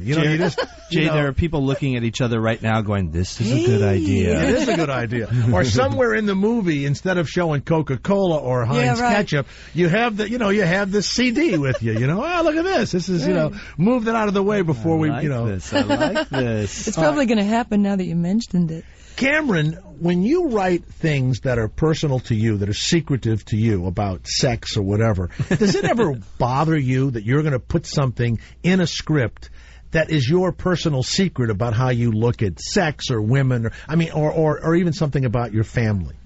Sometimes, but really, I think in the end, that's often the thing that people remember the most. Yes. Mm-hmm. And with Almost Famous, for example, that's the movie that we hear about all over the place, all around the world, people saying, that happened to me. I fell in love with music that way. And with Elizabethtown, there's a kind of a deep, inner story about Orlando Bloom's character and his father, and it's the kind of thing that we're hearing about now a lot, where people are really affected by it, and some of that was very true for me, and that relationship with my dad is in Elizabethtown.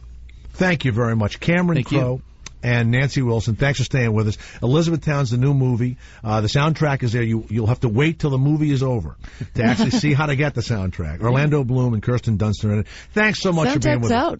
Soundtrack is out? It is already out. On what label and how can they get it? Tell us now. RCA Records, baby. Yeah. There you go. You got to tell us a label. You got to tell us. You got to tell us how to get it. Okay. Thank you so much. Thanks. I appreciate Cool. it. Take care. Thank you. Bye-bye. Thank you. Later. Good luck to JT. Thank you. It's the Jay Thomas Show. Well, that's it for now. I hope you enjoyed the show. Tune in tomorrow for another episode.